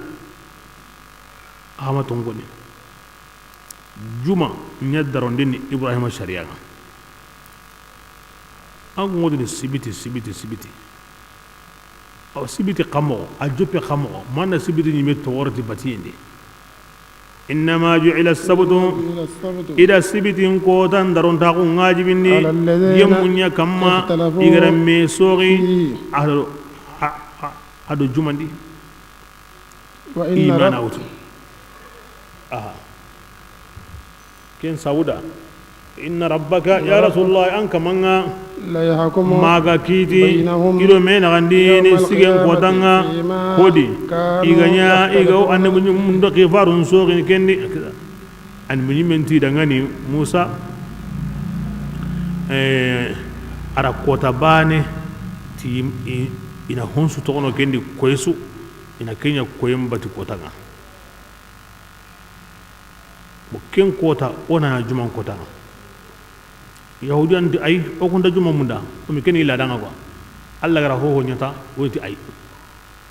hari mi ganda mundu anda kini yoti ay khari kini la daka sena o koyin salle o ko ndajuma munda aywa ti kan Allah gada imeti idisbiti ba sibiti nyani ti Allah ta ganen job alhadi juma nga atla iti qarindi ko te sibitin kota atume ta sagona sugunya lari o kebrenga o ko hana ken kota nga o Allah nda golle ken kota o kamma golle ken kota ona batu ken kota ona kenya umma o kitengara hohodi ondo kitengara hohodi ken kota nga Allah ma suro ma imira kotondi ni du langa Allah kadanya ke modi o mi kenni Allah ka sunanga anga hon kotondi awa kotondi ayon ko wane undi nani mega na kotondi awa kotondi bo kinya na sibiti taqimiro batindi juma nyanko ni agada ay man disibti isa kagari akari sirum bugu kemeya ko tabane ona kinya koyin sallenga ona kinya bati ko tan Allah jatinda koyin kute be su yi meda ona ko tabane wuto Allah da ona jumanga ikati ay gollen joppe al harin ko tanya kinya koyin ko ta hananga duna ko ta hananga duna tagayin joppe ken ko tanya kebirenga ona kinya bati en ko tanga ikara ke mutu juma nyankini suyi nga bari ranta wotunde hosire ngalle hosire yakane Allah faren gari Allah da juma kine ari moto ndawtu Allah gara Allah faren sugandi howodi otna kana himbe kiniya waaw goge me ho ya ngani ni kini hosukani tinyi ni juma nyankini suya anka Allah gawa walla i hosren kane mo be aw ken sabulli tini wala juma nya bada wata daronteni Allah maka bismillah ودعوا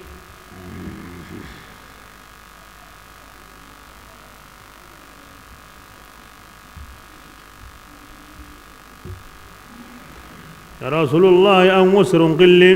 إلى سبيل قد أن كمان ديننا بالحكمة تيتوا ونحنتين هنا القرآن هذا والموعظة واجندي الحسنة واجندي سري digan وجادلهم sire digan mogonte digan logonte digan kinyante in al maw'izatu al hasana in wajuni mo sire nga Qur'an hay targhib tarhib nasrun kanundi ni kanundi nasrun patin ngasa na hon tulliya ni haten kari kama hoburin ngandi na la qosi dangani na timen buguni no nendi na komen dabari kutayin ga qotuna kama mobe ya mari ngo wonni na kama mobe kuma sahaban ngo Allah farin min ma kutuna mobe iti Allah farin sallallahu alaihi wasallam awwa junde awo hon lona no gondi awo diga mutana rona no gondi kanu e sabura umma tumbugo anta sunyana ke haram denni ke kabantenni ke haram denni ke kabantenni aro jahannama ma ko to asunta yana kenga watu nu kallengu yana ke o gemme ke digantenni arjanna ma ko to watu nu kallengu yana qisanu al munyum qisanu kayfarun qisanu Allah ka bakonu ko ga wadi aga wakonni a wasu da sonne men yankani an wo hitu nadi an wo goto nadi ko siren na koto mo Allah garun sireni an wo ken famu nadi ko bure na lungo mo Allah garun sirehe an wo ken famu nadi Allah sallallahu alaihi wasallam awayu ne ken mo yadi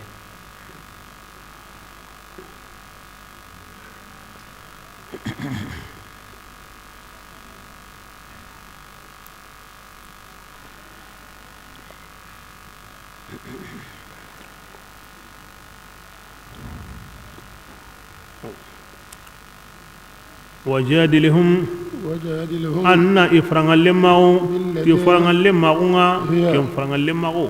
كي بيمون سرنغني أنا نكري كتا الله توينا كمو قرآن واكو نموبي أن الله تغهونكو ناكبكونكو كبرنا حجة نبينكو نو الله كو كن سرنغني نموبي ورين دي بطانان كما الله تنا بطانان كما ikontoye innagasiye nartukunwa المجادلة بالتي هي أحسن هم بيغان سرونتا مجادلة أسوري مغاني أنغاني سهنة تو كاهر نمباتي كندي مغو أنت كن سهن من كوني islamin debe nga jundeli ken piti mujadala hasana aw nyana islamin nyagala keno ka herli kana ke bida hin so bono angana sene islamin jaman kadi an wodi ga me logono be su kallenga ukitinadi tuanu kalle ngadi timbalnu ngadi yugu ngadi yaharu ngadi limnu ngadi qirsu ngadi kingi amo strenga angande sehne yaharunda anna kun kana kalle nyakunga angande sehne yugunda anna kun kalle nyakenga angande sehne limnunda asuri mo yani kingi billati hiya ahsan himbe go himbe sorondini himbe go himbe bonondini himbe gawdo himbe batte himbe go himbe di besuri kalyani angane sehende tuanu batte kun kari sehmo angane sehedo kun batte koy samundo kido ko samunda ligawa tuanu kahana kalle me ma ken ko samundo nda interna famu sahabanunti alla farini seheno da koy o hakarum pakengan kebeya anyi tinoda karaserun sahalle maguti i hakaren pakenga kempalle amposiri mundunte amposiri nyante aw baka hubren kama yani ara mukani ni ara kenyege mogosiri wajadilhum billati hiya ahsan ara mukonna na ke wuretu mogosiri وجادلهم بالتي هي أحسن رقطني نا ولنغلا نا ليتي وزن التبليغ نا ضمير الليل donc ke suwureni anga wosehene serungera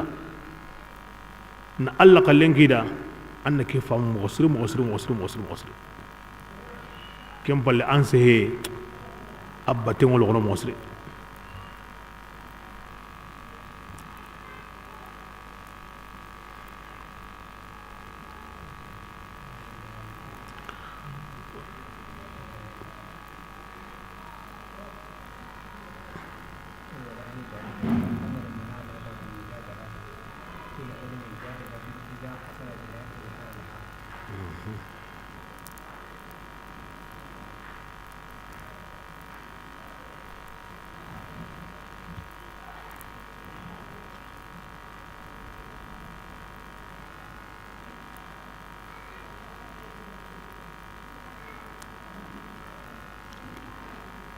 sehe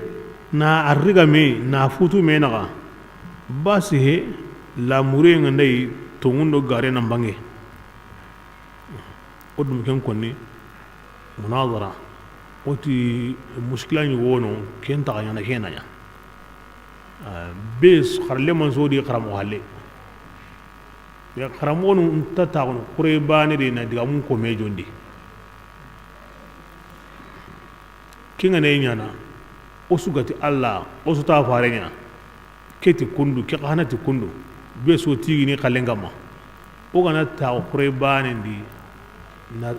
tunga na walangala tunga ne himbe ma so kapana hin ko nan kallenya asu jitante ngane ke bira be su ne kallenya himbe ga jitante sun ko nan hin ko nan kallenya kinga ni ga tuanu kare kallemo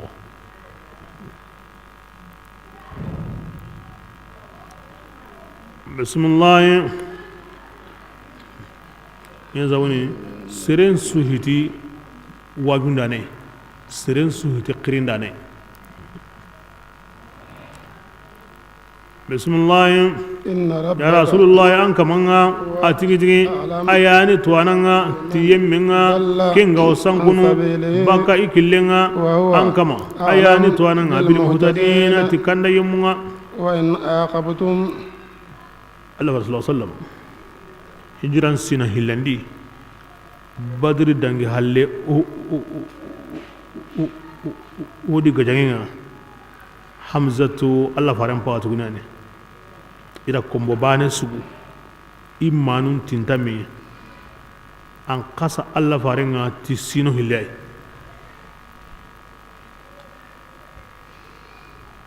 ira hamzatu kari uhudi na sondombura wonye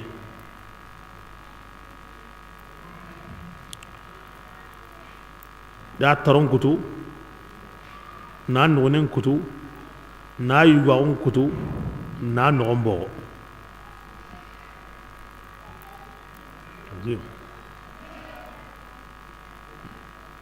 Allah farin gara wari atu wallahi ngokin men nyana tanyere sire ambatendi wallahi ngokin men tukana tanyere sire mug hamza aro islam magundi kota be kinna islam magul lahi ngi muslim atu hinu nan kaban ke dabana agaro kota be kinna islam magul lahi mu akim mi ngi muslim surtout agaro lomo be na abu jahli na logo na Allah faran tambon tugadi nan kusa bugu kahira wanda ke mogodi a garo islam ko na Allah faran da tayi anya da kite anya da habe anya da demandane anya da honsuya hamzat aha watu ne yani ara habo habe ira kombo bane su imanu an kasa e honnya bona keme nya kinga ke sabra Allah farin kuna nga nyana tanyere sereya ka islam o ke gemuti nyungra ngota on su ko mandenga su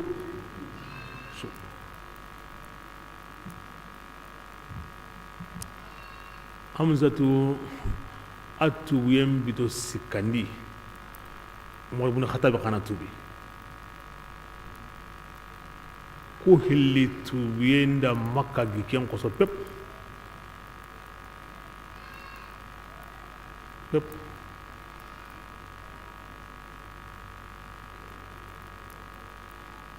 Allah faringa kuna ayalli bismillah wa in aqabtum ya rasulullah aganati agobi men bugundini فآقبوا قرطان بونتوغا بمثل ما تهمي وقبتم إيغراغا تورو تكمي يعني أنغان تصرنا تنبوتوغا ينبالي إيرانيا سرباني أي إيري كاهرا غصو حمزة ري حمزة يكو مسرا غصو إيغرا حبوري بينيا أنغان تتنبون ننتوغي أتوغي سرباني أي تانيري سركمبي باني ولا إن صبرتم والله ما غند صبري نتمو توي ني بتون هار سربانه دي صبر يكدي كين يم پسمون تا صبر اندا الله رسول الله صلى الله عليه وسلم الله ما هو هنا القران دي تكاسر ني ما غركين اما نا هو قولي توغا هيمبي غا تامبون غني كين غنا تيكن دغي مفيو an ga masu rahalle iranya sirbana yi an na tukuna sirbana di an wasu mini maniya kebile nga kahir islamin sun bana ba la kempe kahir islamin da bana kille makin hamzatu me ken nan faindi bil insaniya ada marimi islama on tilin tawuni inna ya'muru bil adli wal ihsan kenga manya ke islam awra wotini khari ti jonta islami ma aru ka hariga nagaja aranten ko ni khari to kenya wotini islami no ka hariga na meni jongo ka hare ma islam ko ngakone odi jonga ma ki on taw ngon islam ko kega ko Allah sallallahu Allah gati Allah watu ko nabane di kanganda to no kenya sireni ati Allah ga dimbe sirni ona ina kunduye kibran darna to har banir khari ari kuna yenka faram gundi bismillah fasbir ya rasulullah annan sabari وما صبرك ange sabari yemmanya إلا بالله magandan sabarni ta Allah ma hagwini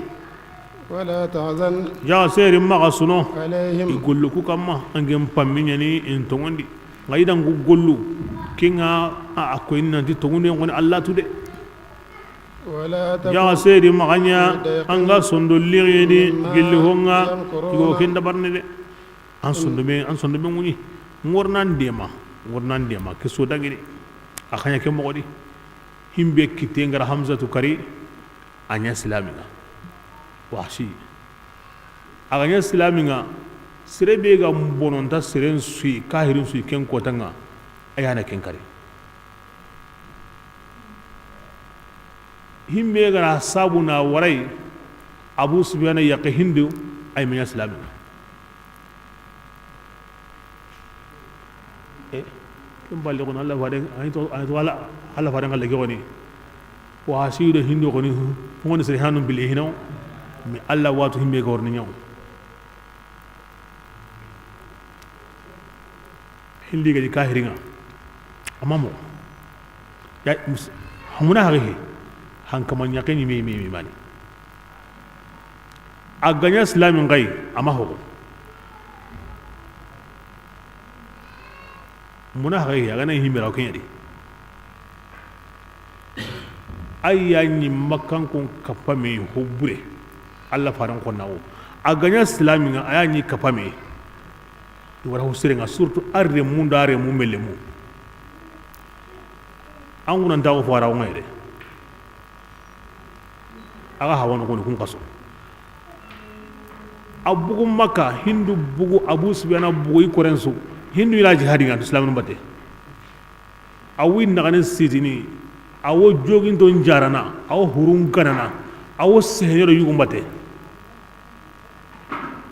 aga konto kharangunon kinogu kharajilamu kinogu aw yagrun kapame iro gumano do jinta wala do doruya hind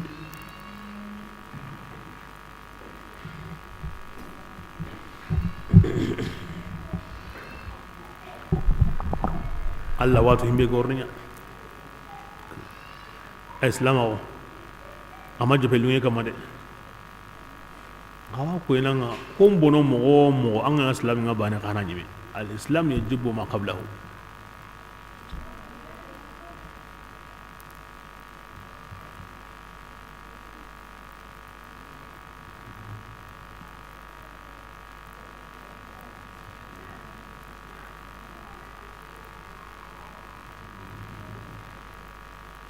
bismillah ولا تحزن ati jasiri ma suno ikamande maga kun maga yimmiga anga o sondo ligiyedi gilli honga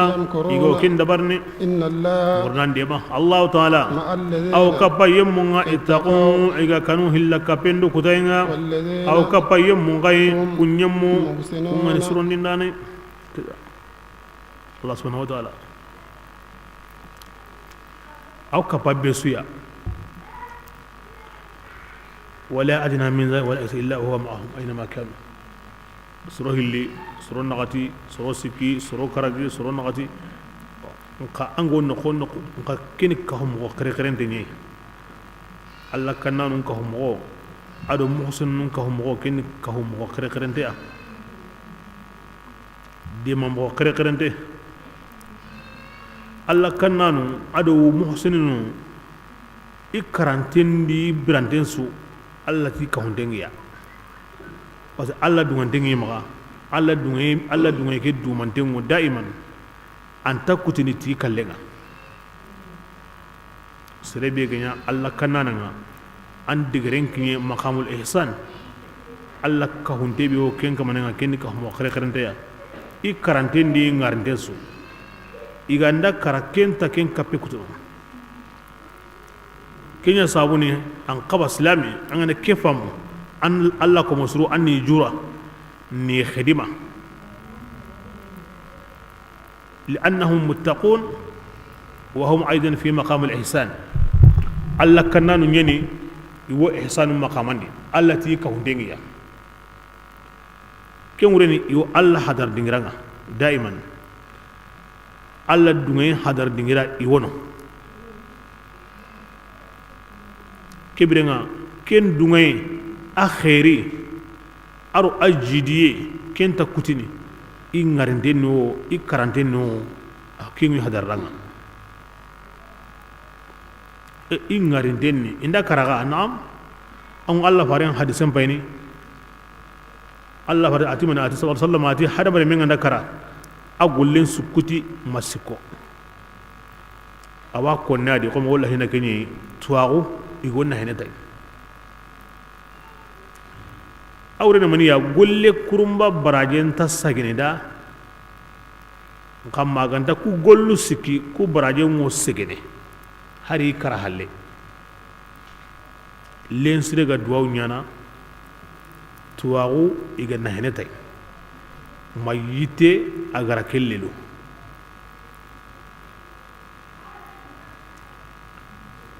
amma i golle qasen koni qalle ken du mantemu daiman o hagara sikobe ko kun kurumbango segene lemmi ngana duwaw nyasu atwa ko sire ga nan nahete su inda ayite ken hasu na yiga bo kenya sabuni i golle qasebe igaranya alla da de alla ga dunge be nya kenga de ken dunge yani batin hasa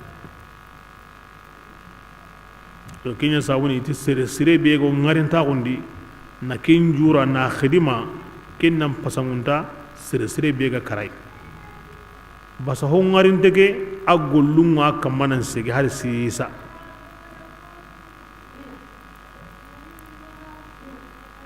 amma ke goni kalleni ho kasube aga digana kun to ay uda ngasrena akna to Allah ko musrundi ingarinte adi karantensu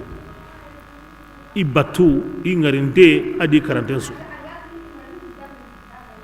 kiya sabuni mu'mina nyonki anta mun na mbugu mu'mina sire nyonkin kanu yehede duna kanu yehe ba awatu nyonkin nganda bugu hatende bane himbe galli kera honsuya iga wa munda dina honsuyi kinyenin na Allah khidima na Allah batu kallenga nanya bane kemringa khidima den kuti taklifu nyeme bo kenya sabuni Allah ko bosurunga munda nan dalla birene kenya sabuda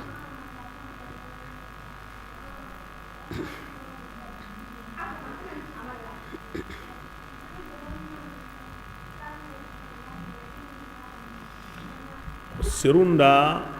islaminunda Allah ko musulun qabrun yura ke ya sabuda iri ngarin dengure ke ya sabuda o kuma gaire jamane ke intara qabru batu dingura akhiri kamane illa intara salli ada intara hore jogo ada intara aku ida zikir nunya ida magasallu nyanya ida qur'an nunya qara ida istighfar nunya alla na ahinne kinyandi farendi sahabanu na kinyandi hurekeya islami ngo no ay haju mun no alla maga ti batiyenga ana alla nyaga ti ime batiyekeya alla wanyaga na binuri ma talawna ogara himbe qara abaraje a noro o yimi haju nige anno haju jara islam no kanya na o magayre qabru batiyen tayre qabru kuyen tayre koren tajjo men qabru da o magayre islam no ra qabru nga na kiyanya na alla nyagati ayanunga zikrununga magasallunga ngo baraje be kitana Allah baraje ke kiya Allah di faren do sahaba nu anna kin hurege ya ke haju nyime Allah anna suru mbati ke sabuda ma hureke me barken sabuda ngani ba Allah ti sisa iyo kappa iko masurunga amati ngarin tembane Allah ka hundengo ko mebe ya angarin tenda ahure kebrenga angarin tengani atawran tabana ahuren ka hana gani Allah ka hundenga way sabura aqaburun noqundu noqutun tabana himbe ga hita kallege ya ado aminu ngo dingira sennu nyeni noqunu be do ngo jabi mu nyangoten kama Allah ko mosuru hadari dingira nun takaw kendi i karante adi ngarin tensu sere su ngarinten gam pasanga ando Allah naga akaranten hanam pasanga sere su ngarinten tawranga pasanga Allah maga akaranten ka hana garon no kube Allah maga am pasanga lenga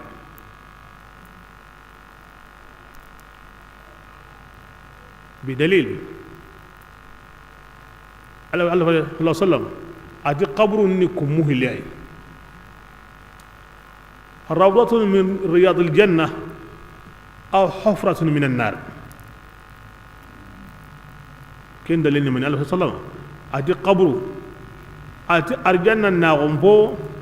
والما جهنم بكم من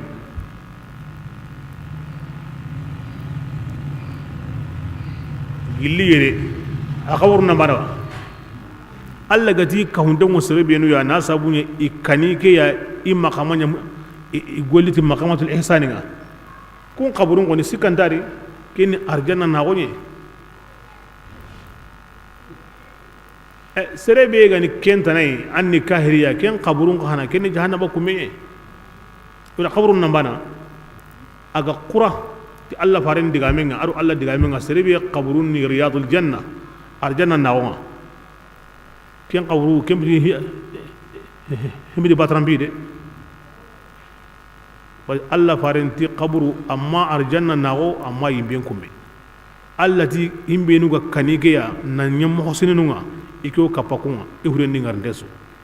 da sikanda de kun qabrun arjanna nawo ye ibra arjana nawo ibra keno do kunta bana de ibra Allah ko masrun qabru dan farango ido kutun kallen naga Allah ko masrun qabru dan farango ido no kutun kallen naga e mali sirna batu kamane annan sujuda da annan salla da anna ku la na'am sere ganda hohonya an ga yan no Allah wa kan ni hurenga na am to ngini kana ndiga qaburun ka hane kenni iduranga junde yayi har ka hiren qaburun ka ndiga ka hiren qaburun ka nga wajunde ngeni hulani nun yere nda mugutu hulani ni kundu kana qaburunga hakrante awanga junu a hayke le ga karante pa inga sika kama soken sen demba kama dawa nun ba kama awanga junu ngenta ke baka harbane di ngalle nga awmina akara ndey hangure ke kille makni islamin qabru kanka hure na hon qarana hinin kendai hi khore ngana ndiga hure ngo baka sera serebe ganda diga aw baka sera angen tatu me akingatu awan qirem bakai anga utandunga be wutunu anga barajen kitana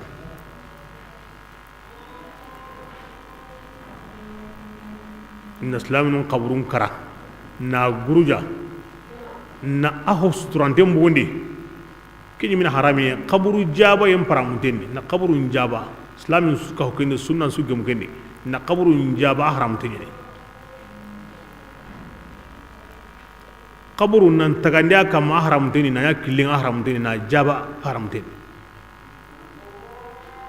anga tukin qabru nyi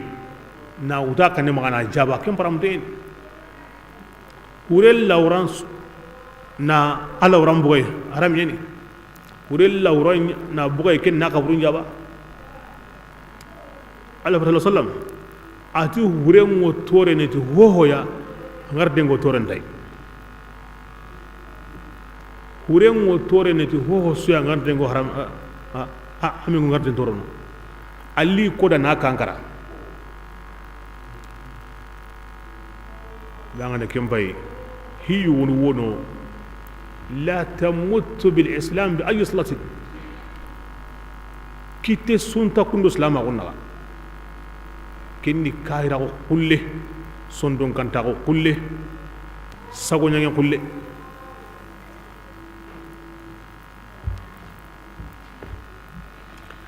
ira sima sere ganda qaburu batuti kamane anyi me ko ne saundenga wayna de qaburu ke kama alla ko mengeni alla ko mun daron ta onga ma yakanu yenga ma himenu gara batu awando kunyana anga o kun sagandini mogobe baka alla tanabatu yendi baka qaburu batu yendi anda kenya dabar qaburu kala mani nyanga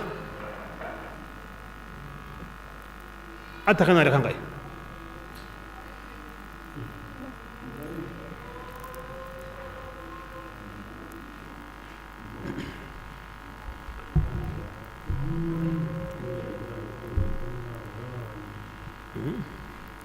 angana diga jurandi khabrun ganga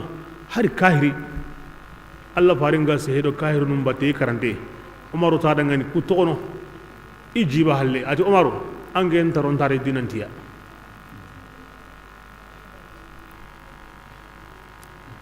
ikun alamun wali kitaro yirenta bana alamul ihsas يحسون بكل شيء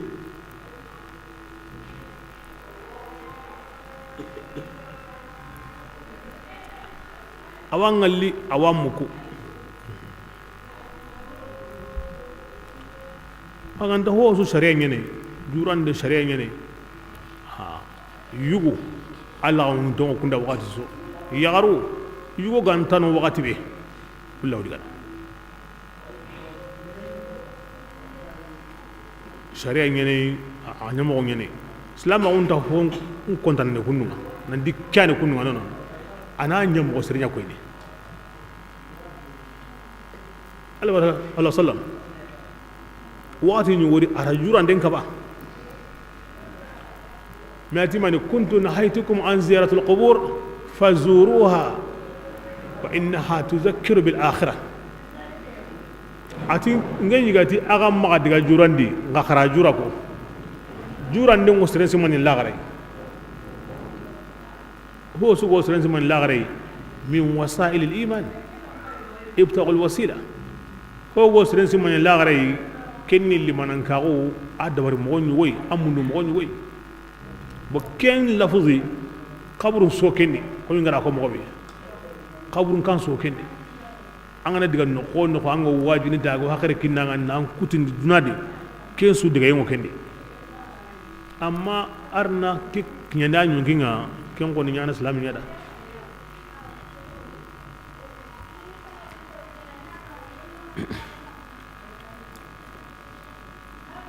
ونقول نسوا من خيركم صدق الله العظيم